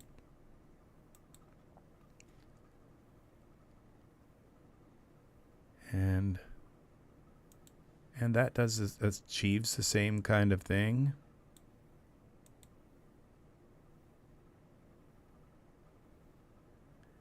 And then we go here with this, and we go to maybe 9.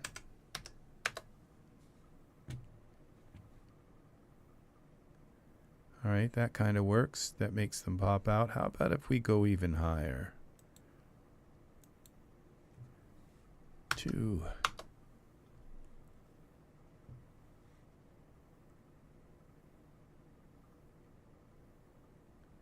That's a little bit too much. Just doesn't look natural. Wonder if I use, okay, what we'll do is we'll try this with 9. See if that works. That kind of works.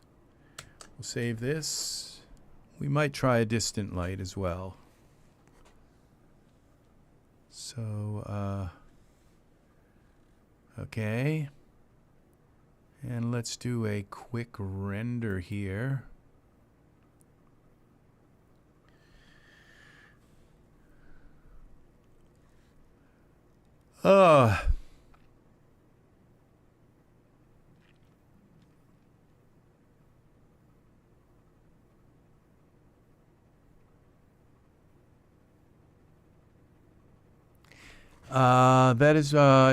That has been difficult for them due to they have to keep some aspects of the game in place so they don't break things that are there when implementing new things like PBR. PBR was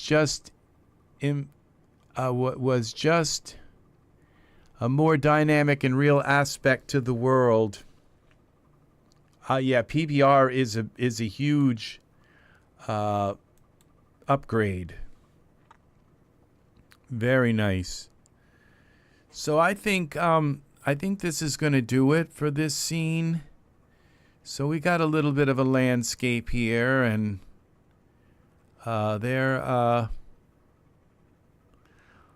This kind of reminds me of old Dan Tucker.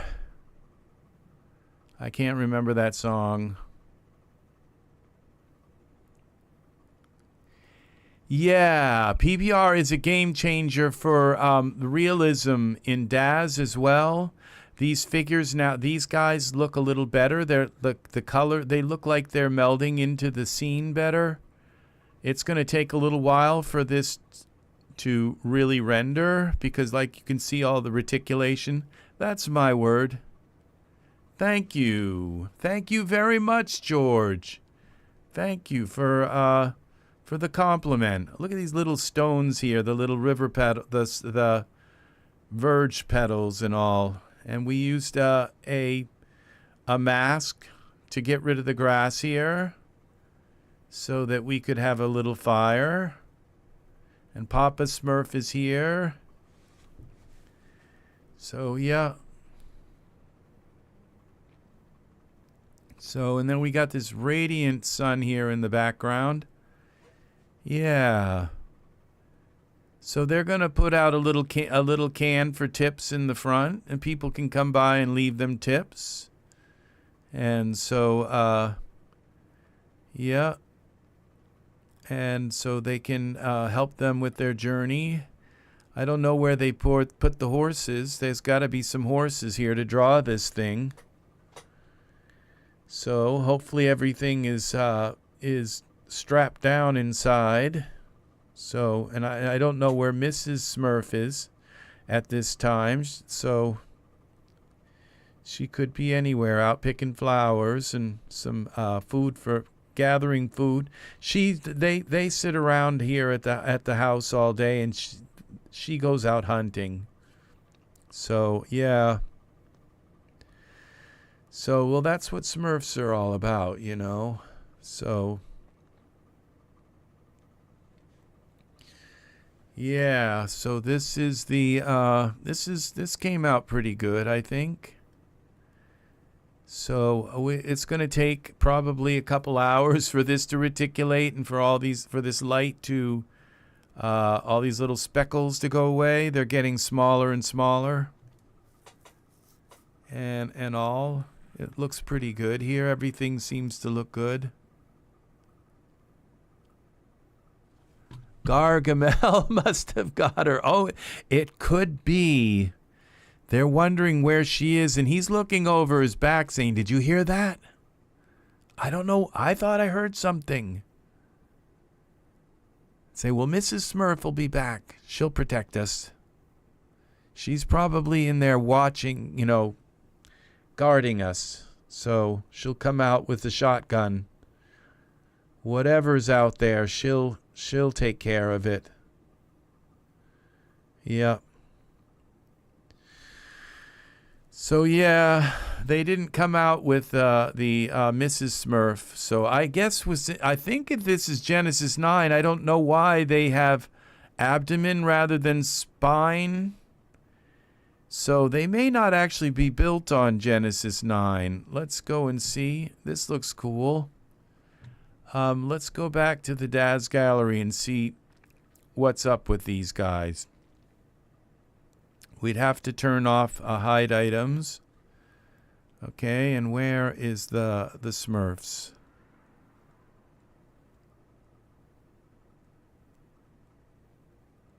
Let's see where they are. Here he is. There's one of them. That's the clothing. Poses. I don't think I bought the poses. It comes with some poses. This is the fantasy figure. Okay, see, it doesn't say Genesis 9. Okay? So, now that I think of it, I don't think you can use any, like, Genesis 9 clothing on him. You just kind of stuck with the clothes that comes with him. And there's no Mrs. Ragwort.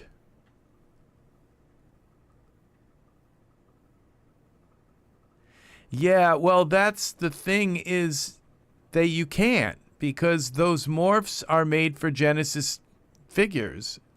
And I don't see anything here that says he's a Genesis figure of any kind. His first fully standalone character, perfect for all your fantasy-inspired creations. This highly detailed figure offers an extensive range of customization from the start with numerous morphing capabilities. Really? Multiple texture options and a variety of poses. Barnabas is ready for any scenario. He comes dressed with durable yet comfortable clothing, including a shirt, pants, boots, waistcoat, as well as separate pair of underpants, making him equally prepared for the day in the garden or lazy afternoon, okay, or a night by the campfire. Enhance his look with additional options like geometry hair, stubble, peach fuzz, and skull cap, all available in several colors, including this base set, are 2 wheelbarrow types, one supporting a Barnabas ragwort, optimized for Daz Studio. Please be aware, this is a standalone figure and does not require Genesis. I'm not sure that's the way to word it. Maybe it's like it doesn't work with anything Genesis at all. Barnabas Ragwort is ready to bring your imaginative vision to life with endless possibilities in a little teeny tiny box. So, yeah. So he comes with all the morphs that you need for him alone. So, yeah, you have to build your own clothes around him. It worked for this. It came with enough stuff. It had the only thing it didn't come with was the female version. So, yeah. So maybe she'll come out, Mrs. Ragwort. So I wonder if they're going to give her that big honking nose that they gave him. So, all right, we're going to let this render, and I guess this is going to do it for me tonight. Yes, this is reticulating down very nicely, and I have a feeling these... So I'm not sure what's lighting them. Maybe there's some kind of reflective. There's a big house over here that's reflecting. This is reflecting off of. I don't know what's creating this light, but I mean this light coming through here. It could be, you know, an automobile doing, you know, 120 miles an hour up the road. So yeah, it just comes up over the hill and boom, swooshes by. So, and speeds off. So, yep. So that is it. I am going to check out, what is it? Something Life World. Another good one. Good night, all. Good night to you, Serenity's Gate. Very lovely to have you here. Angus, thank you for being here, friend. And Art. And we have George here tonight as well, and a few other awesome people. Thank you for hanging in for this tutorial tonight. And did I miss anybody? I think we've got it. Angus, Art, and let's see. Serenity's Gate was the second one in. And Angus was the first one in. Then Art showed up. And then we had George come in and give us all kinds of awesome information on this game where you can sell things. It's a marketplace. And it is called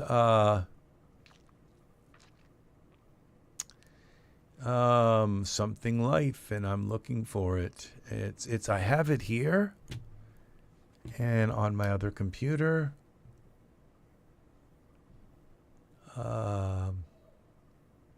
Second Life. And this is very cool. So we will be checking this out. So it'd be nice if you have a nice computer, if you could set the graphics up really high and a nice internet connection. This looks pretty sharp here. Now, with thousands of virtual experiences and communities, you'll never run out of places to explore and meet people to meet. I wonder, can you upload like Daz assets to this? That would be interesting. Hangouts, classes, and conferences. For over a decade, leading companies and educators have trusted Second Life for branded social spaces for even events and remote meetings. Very nice. This is what The Sims should have been. Kind of what the metaverse should be. So yeah. Second Life viewers, so you come up here and sign up and download and all of this. Sounds like fun. So all right, people, have a wonderful evening. My stomach is growling and telling me that I need to go and feed it. And I will see you again in the next Ez3DTv tutorial. I am RexRed, and I will see you again soon. Please leave a like on the video. I need those likes really bad. And if you know anybody else who's into 3D art, please bring them along to subscribe, because I only need like 75 more subscribers, and this 5-year effort, I will be able to actually monetize this channel. So thank you very much, people, for being around. Much thanks for hanging out and making this more fun for me. So I appreciate it very much. Take care, and I will see you again in the next Ez3DTv tutorial. Goodbye for now.